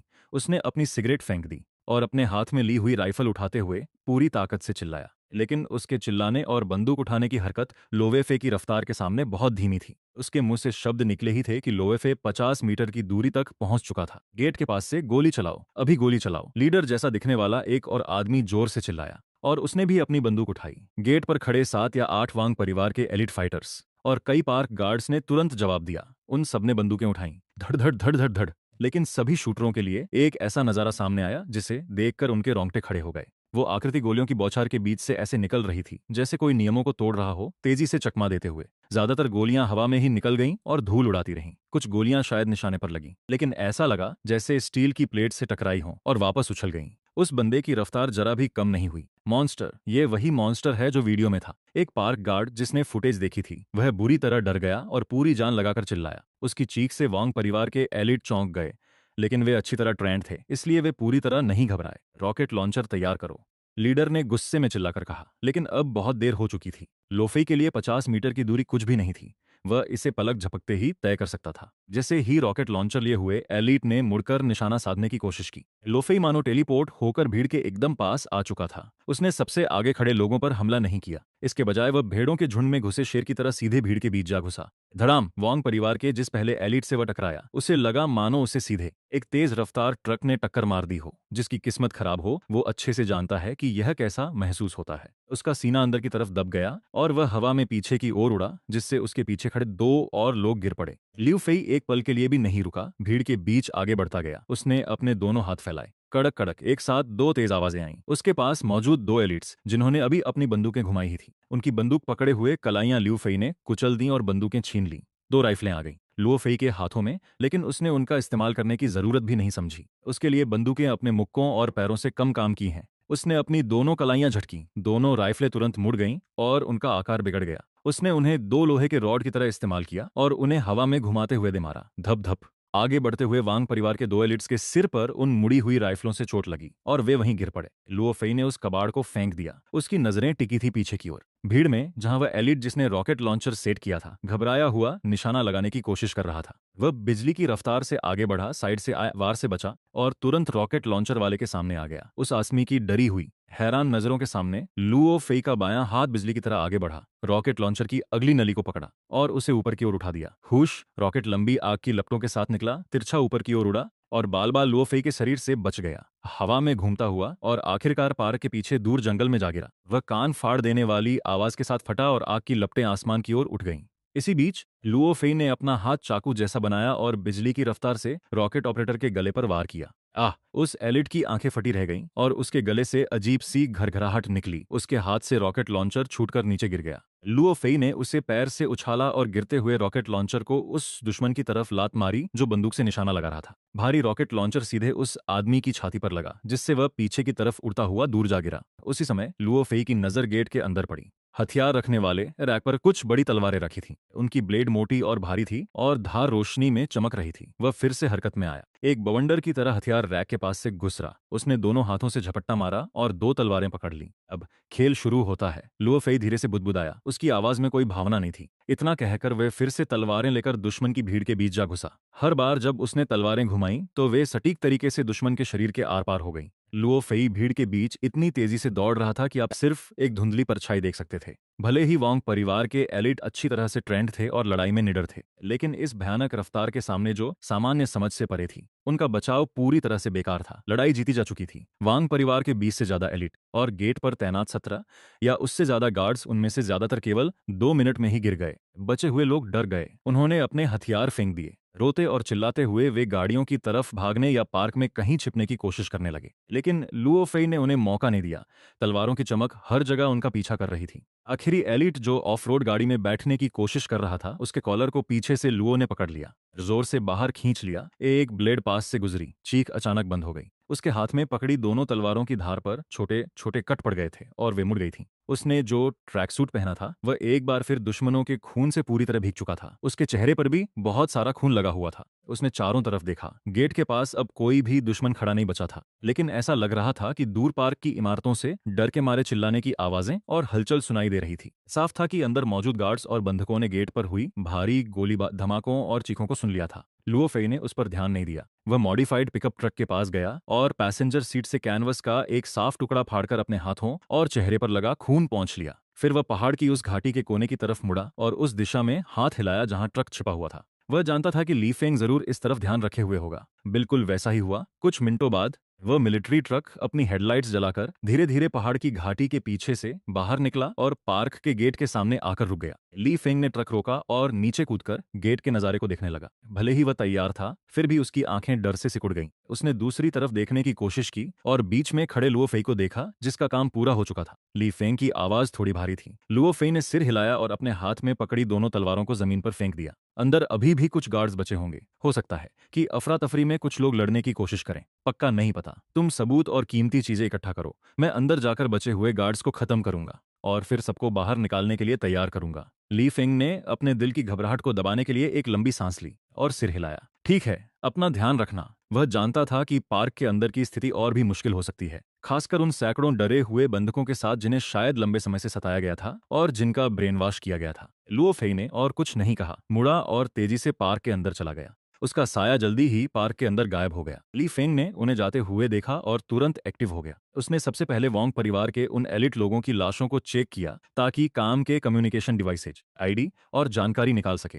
फिर वो तेजी से पार्क में बनी उस बिल्डिंग की तरफ बढ़ा जहां सीईओ का ऑफिस था। वो जानता था कि इस गुंडे अड्डे के मेन अकाउंट्स और ट्रांजैक्शन रिकॉर्ड्स को रखने की सबसे सही जगह ही है, और साथ ही ढेर सारा लूटा हुआ कैश और कीमती सामान भी। पार्क में छुटपुट गोलियों की आवाज, चिल्लाने और रोने की आवाजें आईं, जो फिर जल्दी ही शांत हो गईं, जिसका मतलब था कि अंदर की सफाई का काम भी चल रहा था। लगभग आधे घंटे बाद लियू फेई पार्क के मुख्य खुले मैदान में फिर से दिखाई दिया। उसके पीछे धीरे धीरे हर बिल्डिंग से लोग बाहर आने लगे। चैप्टर 18। हम तुम्हें घर वापस ले जा रहे हैं। सबसे पहले बाहर आने वाले कुछ हिम्मत वाले नौजवान थे, जिनके चेहरों पर डर और उलझन थी। फिर और भी पुरुष और महिलाएं बाहर आईं। उनमें से ज्यादातर फटे पुराने कपड़ों में थे और उनके चेहरे पीले पड़ चुके थे। उनकी आंखें या तो सुन्न थीं या फिर डर से भरी हुई थीं। बहुतों के शरीर पर पुराने और नए निशान थे। वे एक दूसरे का सहारा लेकर खाली आंगन की तरफ चल रहे थे।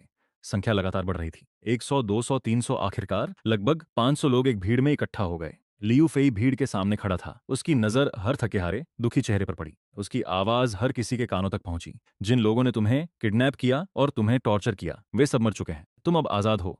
जो कोई भी घर जाना चाहता है, हमारे साथ चलो। 3 आसान वाक्य। थोड़े सन्नाटे के बाद कोई नहीं जानता कि सबसे पहले किसने सिसकी ली। फिर भीड़ में रोना जल्दी ही फैल गया। लगभग 500 लोग एक दूसरे को गले लगाकर रो रहे थे। लियू फेई खामोशी से देख रहा था और उसने उन्हें जल्दी नहीं की जब तक कि ली फेंग 2 बड़े फूले हुए बैग लेकर ऑफिस बिल्डिंग से तेजी से बाहर नहीं आया और उसके कान में फुसफुसाया, मैं बस इतना ही ढूंढ पाया। एक बड़ी तिजोरी भी है, मैं उसे अभी नहीं खोल सकता। नहीं पता अंदर क्या है। लियू फेई ने अपने पास रखे बैग की तरफ देखा और सिर हिलाया। फिर वह भीड़ की तरफ मुड़ा और दोबारा बोला। उसकी आवाज रोने की आवाज को दबा रही थी। शांत हो जाओ। रोना धीरे धीरे कम हो गया। सब लोग उसे लाल आंखों से देख रहे थे। अब मेरी बात ध्यान से सुनो। जो कोई भी गाड़ी चला सकता है वो आगे आए। जो लोग ठीक ठाक हैं और भीड़ को संभालने में मदद कर सकते हैं वो आगे आए। बच्चे, महिलाएं और घायल लोग पहले गाड़ियों में चढ़े। हमारे पास काफी गाड़ियां नहीं हैं। हम पार्क की गाड़ियों और उन कारों का इस्तेमाल करेंगे जिन्हें लोग यहाँ चलाकर लाए थे।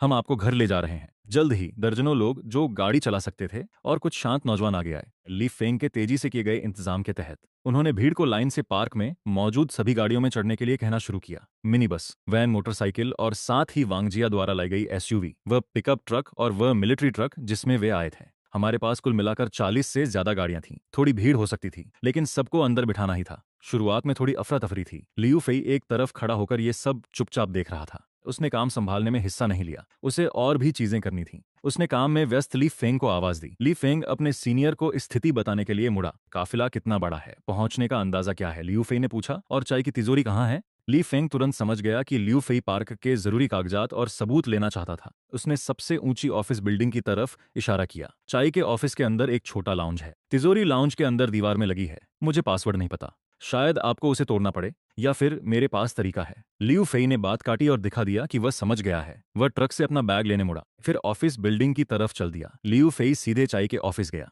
जैसा ली फेंग ने उसे बताया था। उसने अंदर के लाउंज का दरवाजा धक्का देकर खोला। अंदर सब बिखरा हुआ था, एक बड़ा बेड, एक वार्डरोब, एक ड्रेसिंग टेबल और गहरे हरे रंग की मजबूत दिखने वाली एक मेटल सेफ। दीवार में लगी सेफ का दरवाजा टाइट बंद था, जिस पर एक मुश्किल सा लॉक और इलेक्ट्रॉनिक कीपैड लगा था। लियू फेई ने सेफ के पास जाकर उसे ध्यान से देखा। उसने अपना दाहिना हाथ आगे बढ़ाया, 5 उंगलियां फैलाईं और उन्हें सेफ के मोटे मेटल के दरवाजे पर दबा दिया। उसकी हथेली ठंडे मेटल से छू रही थी। फिर उसने अपनी 5 उंगलियों को जोर से सिकोड़ा। अचानक उसकी उंगलियां 5 स्टील की ड्रिल जैसी हो गईं, जो मेटल के दरवाजे में गहराई तक घुस गईं। चर मेटल को जबरदस्ती मोड़ने और टेढ़ा करने की जोरदार आवाज पूरे लाउंज में गूंज उठी। फिर लियू फेई ने अपनी उंगलियां जोर से पीछे खींची। धड़ाम। सेफ का पूरा मोटा दरवाजा उसकी ताकत से उखड़कर अलग हो गया। सेफ के अंदर का नजारा पूरी तरह साफ दिख रहा था। अंदर काफी जगह थी, जो कई खानों में बंटी हुई थी। सबसे ऊपर अलग अलग देशों नोटों की गड्डियां सलीके से रखी हुई थीं। बीच में कई मोटे फाइल बैग्स थे, साथ ही कुछ बिखरी हुई ज्वेलरी घड़ियां और बाकी कीमती सामान भी थे। वहां कई पिस्तौलें और गोलियां भी थीं।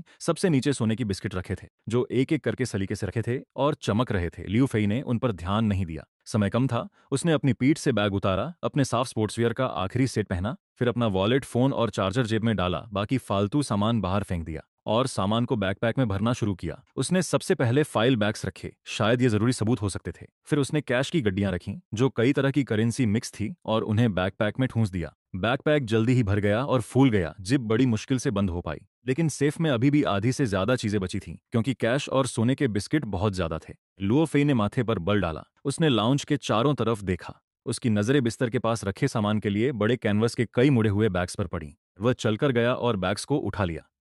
वापस तिजोरी के पास आया और सामान पैक करना जारी रखा। एक बैग भर गया था, इसलिए उसने दूसरा, तीसरा और चौथा बैग लिया, जब तक कि तिजोरी में मौजूद सारा कीमती कैश, सोने की ईंटें, गहने और वो फाइल बैग्स, सब कुछ बैकपैक और उन 4 बड़े कैनवस बैग्स में पैक नहीं हो गए। उसने पिस्तौल और गोलियों को पूरी तरह नजरअंदाज कर दिया। बैकपैक और चारों बैग्स काफी भारी थे, खासकर सोने की ईंटों वाले बैग्स।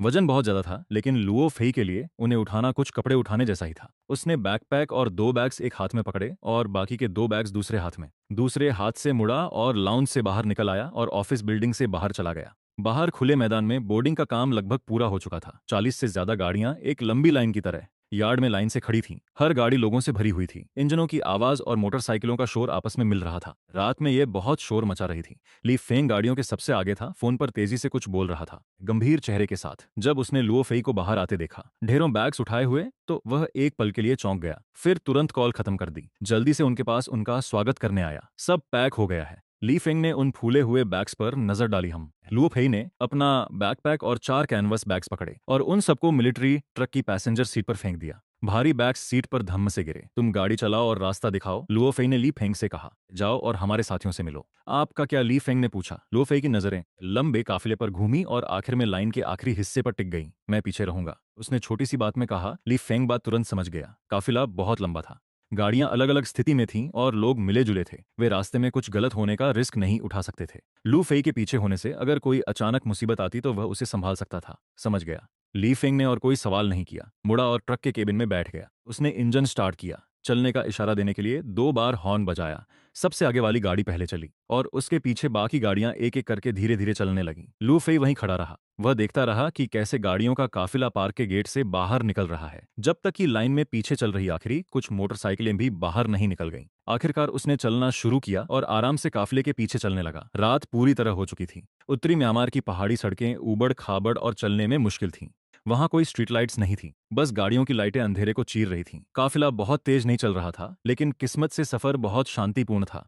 रास्ते में उन्हें रोकने के लिए कोई नहीं मिला। किसी और हथियारबंद गुट ने भी उन्हें परेशान नहीं किया। शांत घाटी में सिर्फ इंजनों की गड़गड़ाहट और बजरी पर घूमते पहियों की आवाज आ रही थी। लू फेई स्थिर कदमों के साथ लाइन के आखिरी छोर पर चल रहा था। उसकी आंखें सड़क को देख रही थीं।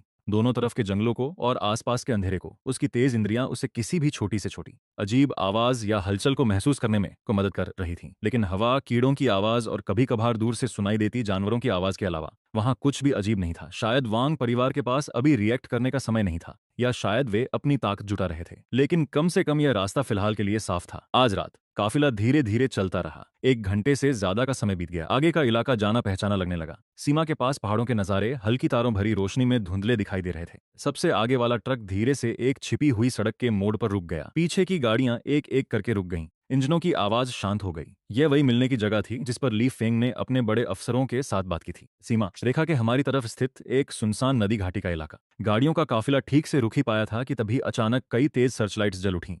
आगे के अंधेरे में रोशनी ने रात को चीर दिया और काफिले के सामने की पूरी जगह को दिन की तरह रोशन कर दिया। उसके तुरंत बाद अलग अलग यूनिफॉर्म पहने हुए सैकड़ों लोग, पुलिस, स्वैट, बॉर्डर पेट्रोल और सादी वर्दी वाले अफसर तेजी और अनुशासन के साथ चारों तरफ छिपी हुई जगहों से बाहर निकल आए। वे हाथ में दंगा रोकने वाली ढाली और राइफलें लिए हुए थे और उन्होंने तुरंत एक सुरक्षा घेरा बना लिया। उसी समय 10 से ज्यादा कैमोफ्लाज पेंट किए हुए मिलिट्री ट्रक, एम्बुलेंस और बसें पीछे से बाहर निकली और लाइट की रेंज से बाहर शांति से आकर रुक गईं। उनकी तेज रफ्तार और पूरी तैयारी को देखकर साफ पता चल रहा था कि हमारे लोग पहले से ही पूरी तरह तैयार थे। गाड़ियों में बैठे लोग अचानक आई तेज रोशनी और घेराबंदी को देखकर चौंक गए। लेकिन जल्द ही जब उन्होंने यूनिफॉर्म पर लगे बैज को साफ देखा और किसी को लाउडस्पीकर पर मंदारिन भाषा में बोलते सुना, देशवासियों, घर वापसी पर स्वागत है, कृपया लाइन में रहें, एक एक करके बस से उतरें और जांच और बाकी प्रक्रिया पूरी करें। सबको एहसास हो गया कि वे वाकई अपने घर पहुंच चुके हैं। वे सुरक्षित थे। सबको बहुत राहत महसूस हुई और आखिरकार रिलैक्स महसूस करने की थकान सब पर एक साथ हावी हो गई। लोग फिर से रोने लगे, लेकिन इस बार ये खुशी के आंसू थे। एक बड़ी मुसीबत से बचने के बाद राहत भरी सिसकियां थीं। ली फेंग ट्रक से कूदने वाला पहला व्यक्ति था। वह एस्कॉर्ट टीम के झाव की ओर तेजी से बढ़ा ताकि जल्दी से चार्ज सौंप सके और धीमी आवाज में सब बता सके। लियू फेई काफिले के कंध में साय में खड़ा था, चुपचाप इस नजारे को देख रहा था कि कैसे देशवासियों को बड़ी सावधानी से उन खस्ताहाल गाड़ियों से बाहर निकलने में मदद की जा रही थी। उन्हें उस जमीन पर कदम रखते हुए देख रहा था जो सच में उनकी मातृभूमि थी। मेडिकल स्टाफ को घायलों की जांच करते हुए देख रहा था। स्टाफ को पानी और खाना बांटते हुए देख रहा था। अध्याय 19, वांग फैमिली मैनर, लुओ फेई। आगे से ली फेंग की आवाज आई। वह तेजी से आया और उसके साथ टीम झाओ भी थी। झाओ जियानगो ने लुओ फेई की तरफ देखा। उसकी आंखों में हैरानी और इज्जत थी। बहुत बढ़िया काम किया, लुओ फेई। कैप्टन झाओ ने सबकी तरफ से सम्मान के साथ सैल्यूट किया। बचाए गए लोगों, शुक्रिया, लियू फेई ने हाथ हिलाकर मना कर दिया। वांग परिवार का केस अभी खत्म नहीं हुआ है। मेरे परिवार के लिए खतरा अभी भी है। मेरे परिवार के अंदर का सामान, लियू फेई ने ट्रक की बगल वाली सीट की तरफ इशारा किया। वे फूले हुए बैग और बैकपैक्स सबूत हैं और बरामद किया गया माल है। आप लोग इसे संभाल लें। ठीक है। कैप्टन झाओ और ली फेंग ने एक साथ सिर हिलाया। फिर कैप्टन झाओ ने दोबारा कहा, मैं यहाँ रुककर सब मैनेज और कोऑर्डिनेट करूंगा। मैं किसी को भेज देता हूं जो आपको और ली फेंग को घर छोड़ देगा ताकि आप आराम कर सकें। जल्द ही एक काली एसयूवी लियू फेई और ली फेंग को उस भीड़ और शोर शराबे वाली जगह से दूर ले जा रही थी। ड्राइवर एक शांत नौजवान आर्म्ड पुलिस ऑफिसर था। ली फेंग बगल वाली सीट पर बैठा था। लियू फेई पिछली सीट पर बैठा था। गाड़ी के अंदर बहुत खामोशी थी। लियू फेई ने आंखें बंद करके सीट पर टेक लगा ली, लेकिन वैसो नहीं रहा था। उसका दिमाग आज हुई हर एक बात को तेजी से सोच रहा था। हमें इस समस्या को जड़ से खत्म करना होगा। वांग परिवार अंधेरे में छिपा एक जहरीला सांप है। अगर हमने उसे कुचला नहीं, उसके सिर और जरूरी अंगों को पूरी तरह से, तो वह किसी भी वक्त हमला कर सकता है और मेरे परिवार को एक जानलेवा जख्म दे सकता है। यह वो है जो वह कभी नहीं होने देगा। रात के 9 बजकर कुछ मिनट हो रहे थे। एसयूवी धीरे धीरे यूनाई सिटी पुलिस स्टेशन के कैंपस में दाखिल हुई। आंगन में तेज रोशनी थी। ढेर सारी गाड़ियां और लोग अभी भी आ जा रहे थे। काफी भीड़ लग रही थी। गाड़ी ऑफिस बिल्डिंग के सामने रुकी। ली पेंग पहले गाड़ी से उतरा। लुओ फेई ने भी अपनी आंखें खोली और उसके बाद बाहर निकल आया। दोनों ऑफिस बिल्डिंग के अंदर गए। लॉबी अभी भी चहल पहल से भरी थी। फोन बज रहे थे। कदमों की आहट और बातें चारों तरफ फैली थीं। बहुत से यूनिफॉर्म वाले और सादे कपड़ों में पुलिस अफसर इधर उधर भाग रहे थे। वे ली फेंग और लुओ फेई को उत्सुक नजरों से देख रहे थे। बॉर्डर पर हुए बड़े रेस्क्यू ऑपरेशन की खबर यहाँ सब जगह फैल चुकी थी। सादे कपड़ों में एक आदमी तेजी से उनकी तरफ आया। ये क्रिमिनल इन्वेस्टिगेशन यूनिट के डिप्टी कैप्टन लियू थे, जिनसे लुओ फेई तब मिला था जब उसने पहला केस रिपोर्ट किया था। Li Feng, comrade Luo Fei. Deputy captain Liu की आवाज जोश और थकान से भरी थी। बहुत अच्छा काम किया कैप्टन झाओ। बॉर्डर पर सब देख रहे हैं। उन्होंने मुझे यहाँ आपसे मिलने के लिए कहा है। मैंने जो कुछ भी हुआ उसके बारे में सब सुन लिया है। बहुत बढ़िया काम किया। उन्होंने ली फेंग के कंधे पर जोर से थपकी दी। फिर लुओ फेई की तरफ मुड़े और उसे एक अजीब नजर से ऊपर से नीचे तक देखा। Captain Liu. लुओ फेई ने सिर हिलाकर अभिवादन किया। फिर सीधे पूछा, मेरी बहन और बाकी लोग कहाँ हैं? वे दूसरी मंजिल पर लाउंज में हैं। मेरे साथ आइए। डिप्टी कैप्टन लियू फौरन संभल गए। वे पीछे मुड़े और रास्ता दिखाने लगे। वे सीढ़ियां चढ़कर दूसरी मंजिल पर गए और एक शांत गलियारे की तरफ मुड़ गए। आखिर में एक कमरा था जिस पर लाउंज लिखा था। दरवाजा थोड़ा खुला था। डिप्टी कैप्टन लियू ने धीरे से दरवाजा धकेला। छोटे से कमरे के अंदर लुओ यिंग और उसकी 3 रूममेट्स एक लंबे सोफे पर एक साथ सिमटी हुई बैठी थीं। उन्होंने पुलिस के दिए हुए साफ कपड़े पहन लिए थे और अपने बाल भी ठीक कर लिए थे। साफ है कि वे पहले से बेहतर महसूस कर रही थीं। जैसे ही उन्होंने दरवाजा खुलने की आवाज सुनी, चारों लड़कियों ने एक साथ ऊपर देखा। जब लुओ यिंग ने लुओ फेई को दरवाजे पर देखा तो उसकी आंखें चमक उठीं। भैया, वह लगभग उछल पड़ी और लुओ फेई के गले लग गई। उसने अपने भाई की कमर कसकर पकड़ ली और अपना चेहरा उसके सीने में छुपा लिया। भैया, मैं बहुत डर गई थी। लुओ फेई के सीने से उसकी रोती हुई आवाज आई और उसका शरीर कांप रहा था। लुओ फेई का शरीर थोड़ा अकड़ गया। फिर उसने अपना हाथ उठाया। उसकी हरकतें थोड़ी अजीब थीं, पर आखिरकार उसने धीरे से अपनी बहन की पीठ पर हाथ रखा और उसे हल्के से थपथ पाया। सब ठीक है शियाओ यिंग, मैं यहाँ हूँ। उसकी आवाज बहुत प्यार भरी थी, जो उस ठंडे खूंखार लहजे से बिल्कुल अलग थी जिसका इस्तेमाल उसने हिंसक ऑपरेशन के दौरान किया था। सब खत्म हो गया है। लुओ यिंग का कांपना धीरे धीरे रुक गया। उसकी सिसकियां अब कम हो गई थीं। चेन यू, जियांग युआन और लियू तियान भी खड़े हो गए और गले मिलते भाई बहन को देखने लगे। उनकी आंखें फिर से भर आईं। वे लू यिंग से जल भी रहे थे और लू फेई के बहुत शुक्रगुजार भी थे। शुक्रिया भाई लू फेई, चेन यू ने हिम्मत जुटाई और धीरे से बोला। शाओ येकियान और लू झेन ने भी सिर हिलाया। उनकी आवाज सिसकियों से रुकी हुई थी। लू फेई ने भी उनकी तरफ हल्का सा सिर हिलाया। तुम सबने भी बहुत कुछ सहा है। उन्होंने अपनी बहन की भी धीरे से थपथ पाई। ठीक है शाओ यिंग, अब मुझे छोड़ो। कैप्टन लियू को अभी और भी काम करने हैं। लू यिंग शर्मिंदा होकर पीछे हटी और पीछे हट गई, लेकिन उसने एक हाथ से अभी भी लू फेई की आस्तीन पकड़ रखी थी। उसने अपना आंसुओं से भीगा चेहरा ऊपर उठाया, डिप्टी कैप्टन लियू की तरफ देखा और धीमी आवाज में ऑफिसर लियू से पूछा, क्या अब हम घर जा सकते हैं? मुझे अपने मम्मी पापा की याद आ रही है।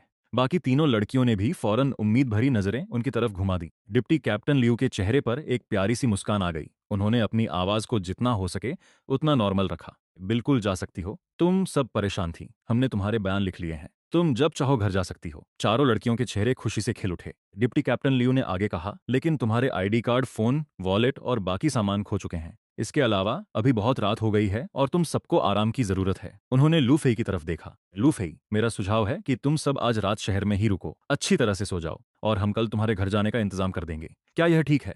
लू फेई ने अपनी छोटी बहन और उसकी दोस्तों के थके हुए उतरे हुए चेहरों को देखा और सिर हिला दिया। उन्हें वाकई आराम की जरूरत थी। साथ ही आईडी खो जाने के कारण अभी वापस जाना मुश्किल होता। प्लीज हमारे रहने का इंतजाम कर दीजिए captain Liu.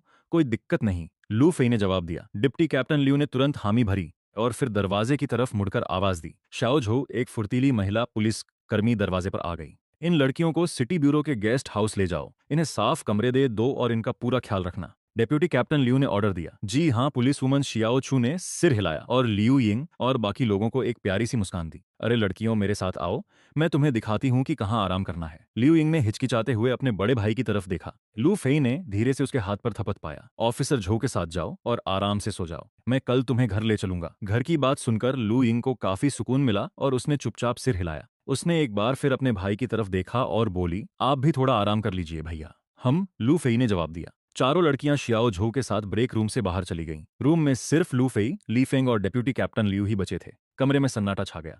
Deputy captain Liu ने लू फेई की तरफ देखा। वो कुछ बोलने में हिचकिचा रहे थे, पर आखिरकार उन्होंने कह ही दिया। उनकी आवाज में जज्बात थे। कॉमरेड लू फेई, इस बार हम सच में आपके बहुत बड़े एहसानमंद हैं। मैं शब्दों में बता नहीं सकता कि हम कितने आभारी हैं। लू फेई ने अपना सिर हिलाया। इसकी कोई जरूरत नहीं है, मैंने बस वही किया जो मुझे करना था। उन्होंने ली फेंग की तरफ देखा और अचानक बात बदल दी। उनकी आवाज शांत और सीधी थी। ऑफिसर ली, आप वोंग परिवार की सही जगह के बारे में कितना जानते हैं? ली फेंग और डेप्यूटी कैप्टन लियू ने एक दूसरे की तरफ देखा। डेप्यूटी कैप्टन लियू उन्हें अपने ऑफिस ले गए। कोने में एक डेस्क की तरफ गए और वहां से एक मुड़ा हुआ मैप उठाया। उन्होंने मैप को डेस्क पर फैला दिया। उस पर अलग अलग रंगों के पेन से निशान लगे थे। बहुत सारे सिंबल और जगह के नाम लिखे थे। कुछ जगहों पर तो सवालिया निशान भी थे। ली फेंग ने अपनी उंगली मैप पर उत्तरी म्यांमार के अंदरूनी हिस्से की तरफ दिखाई। वहां एक लाल घेरा बना हुआ था जिसके पास वांग फैमिली मैनर लिखा था।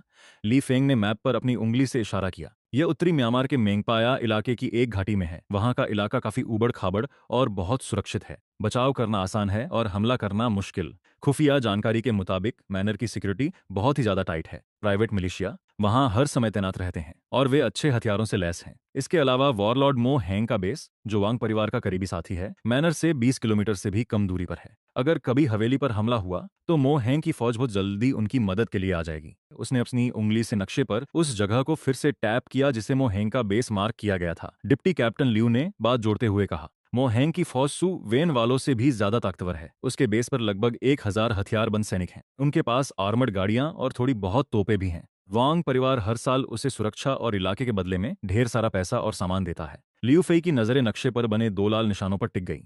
क्या तुम्हारे पास हवेली का अंदरूनी नक्शा है? वांग तियानचिंग आमतौर पर कहाँ रहता है? लियू फेई ने पूछा। ली फेंग ने अपना सिर हिलाया और उदास होकर मुस्कुरा दिया। हमारे लिए इसका अंदरूनी नक्शा पा बहुत मुश्किल है। वांग तियानचिंग बहुत ज्यादा सावधान रहता है। वह कहाँ है ये किसी को पता नहीं चलता, लेकिन उसकी आदतों और जो खुफिया जानकारी हमारे पास है उसके हिसाब से वह अपना ज्यादातर वक्त इसी हवेली में बिताता है, खासकर तब जब वह जरूरी काम निपटा रहा हो या उसे खतरा महसूस हो सकता है हवेली में छुपे हुए कमरे भी हों। डिप्टी कैप्टन लियू ने लियू फेई की तरफ देखा और सीरियस होकर चेतावनी दी। कॉमरेड लियू फेई, मैं जानता हूं कि तुम बहुत काबिल हो, लेकिन वांग परिवार यहाँ कई सालों से जमा हुआ है और उनकी पकड़ बहुत मजबूत है। खासकर उनकी हवेली को इतना मजबूत बनाया गया है कि उसे तोड़ना नामुमकिन है। इसके अलावा अगर हमने ज्यादा हलचल मचाई तो हम मो हैंग की फौज को सतर्क कर देंगे। इससे म्यांमार की सरकारी सेना या दूसरे ग्रुप्स का ध्यान भी हमारी तरफ खिंच सकता है। हालात बहुत ज्यादा उलझ जाएंगे और इससे बॉर्डर पर लड़ाई भी छिड़ सकती है। लियू फेई चुप रहा। वह अनजाने में अपनी उंगलियां मेज पर थप्पा रहा था, मगर उसकी नजरें नक्शे पर उस जगह से नहीं हटी जहां वांग परिवार की हवेली को लाल पेन से घेरा गया था। वह तेजी से अपने दिमाग में सारे पहलुओं पर सोच रहा था, लेकिन उसके परिवार की सुरक्षा में कोई रिस्क नहीं लिया जा सकता। वांग परिवार उसके परिवार के पास रखे एक टाइम बम की तरह है। कोई नहीं जानता कि वह कब फट जाए। सबसे अच्छी सुरक्षा हमला ही है। हमें इस खतरे को जड़ से खत्म करना होगा, और वह जिस भी टारगेट पर अपनी नजर टिका देता है कोई भी किला उसे बचा नहीं सकता। मुझे समझ आ गया, लियू फेई ने आराम से कहा। उसने अपनी जेब से अपना फोन निकाला। उसने अपने फोन पर डिजिटल मैप खोला और स्क्रीन ली की तरफ घुमा दी। फंग, मेरे लिए बिल्कुल सही लोकेशन मार्क करो। लियू फेई के अंदाज में बहस की कोई जगह नहीं थी। ली फंग ने लियू फेई की आंखों में देखा। वह जानता था कि लियू फेई अपना फैसला कर चुका है, उसे मनाना बेकार होगा। ली फंग ने एक गहरी सांस ली और उसने आगे कुछ नहीं कहा। उसने फोन लिया और उसे टेबल पर रखे हाथ से बने नक्शे के साथ मिलाया। डिजिटल मैप को ध्यान से देखने के लिए उसने उसे जूम किया और आखिरकार एक घाटी का रास्ता ढूंढ लिया और पास में एक जगह मार्क कर दी। फिर उसने अपनी उंगली से स्क्रीन पर उस इलाके के चारों तरफ एक घेरा बनाया। यही वो जगह है। घाटी के रास्ते पर छिपे हुए गार्ड तैनात हैं। अंदर क्या चल रहा है यह पता नहीं है, लेकिन यह पक्का है कि वहां बहुत सख्त पहरा है। ली फंग ने फोन वापस लियू फेई को दिया और उसे आखिरी चेतावनी दी, बहुत ज्यादा सावधान रहना। लियू ने फोन लिया, स्क्रीन पर लगे मार्क को एक नजर देखा, फिर उसने फोन रखा और उसे अपनी जेब में डाल लिया। मेरे मैसेज का इंतजार करना, बस यही 4 शब्द उसने कहे। वह मुड़ा और लाउंज से बाहर निकल गया। ली फंग और डिप्टी टीम लू दरवाजे पर खड़े रहे, उसको सीढ़ियों के कोने पर गायब होते हुए देखते रहे। दोनों काफी देर तक चुप रहे।